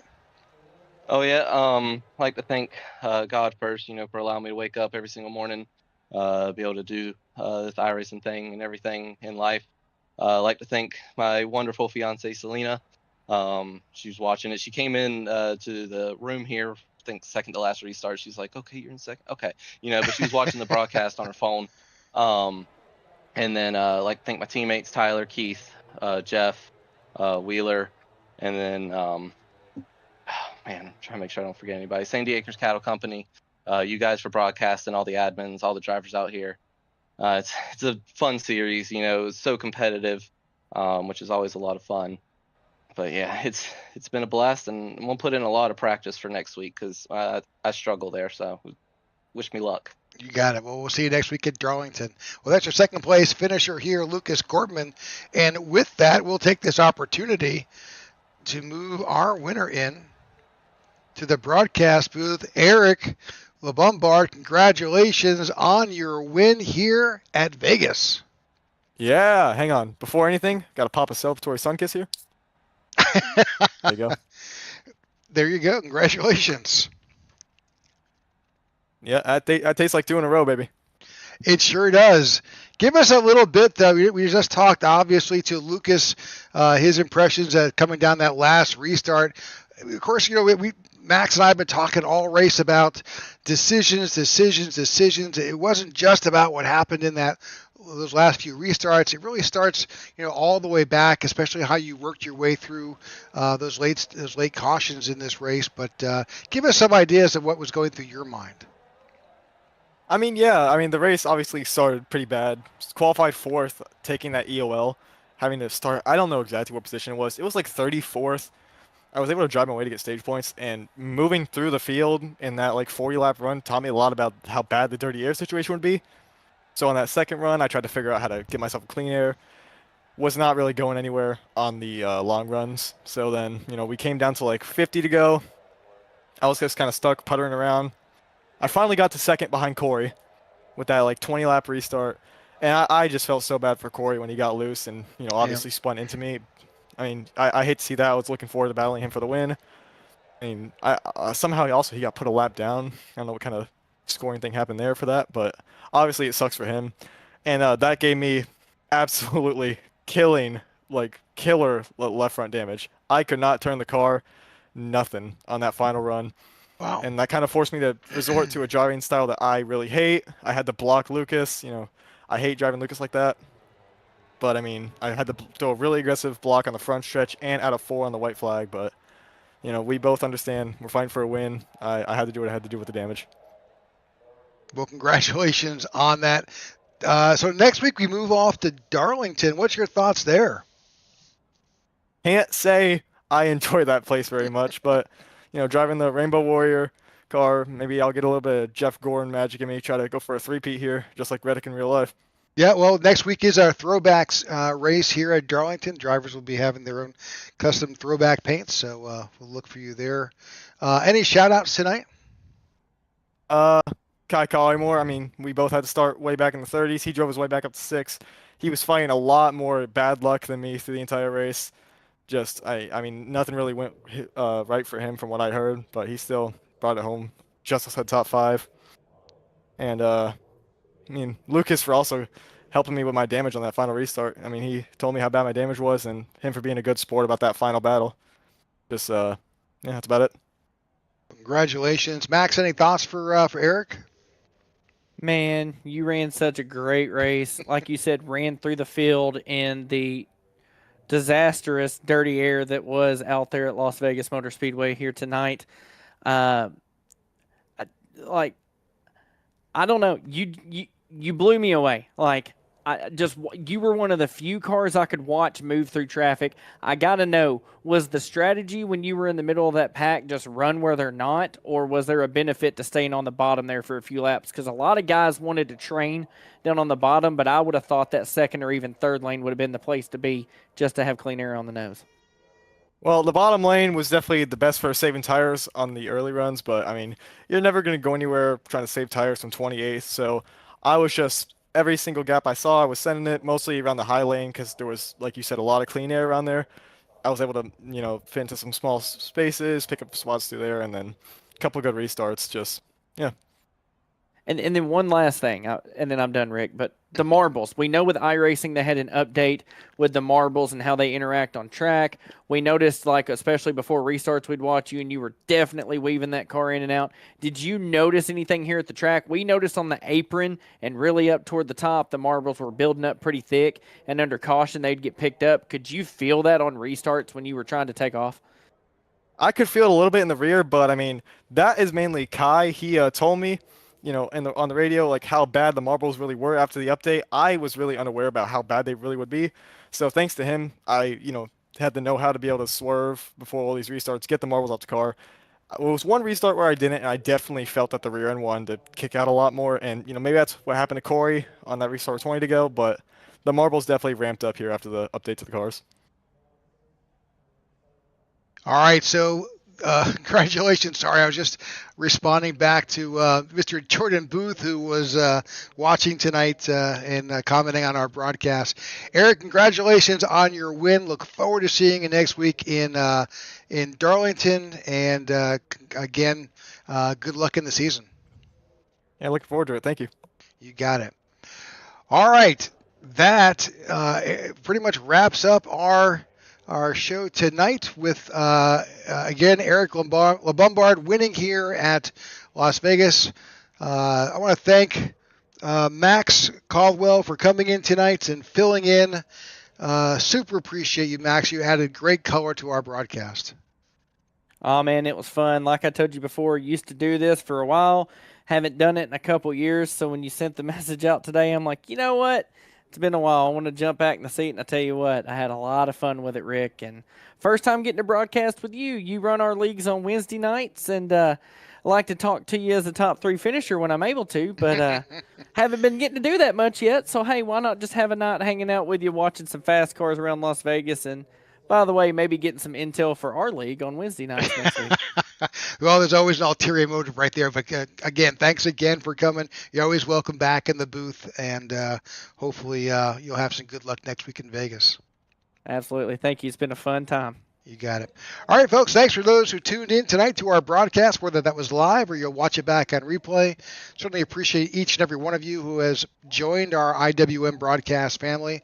Tune in next week on Wednesday nights. We'll be with the IWM Cup Series. We'll be here at Vegas. And on Thursday night next week, we will be in Darlington for the Goodyear 200, which is a throwback race. So all these drivers will have the opportunity to put up some new paints on their cars, throwing back to previous champions and cars in NASCAR's history. So again, from Max and myself, we thank you for tuning in. We hope you have a great night, and we'll see you next week. Thank you. Good night.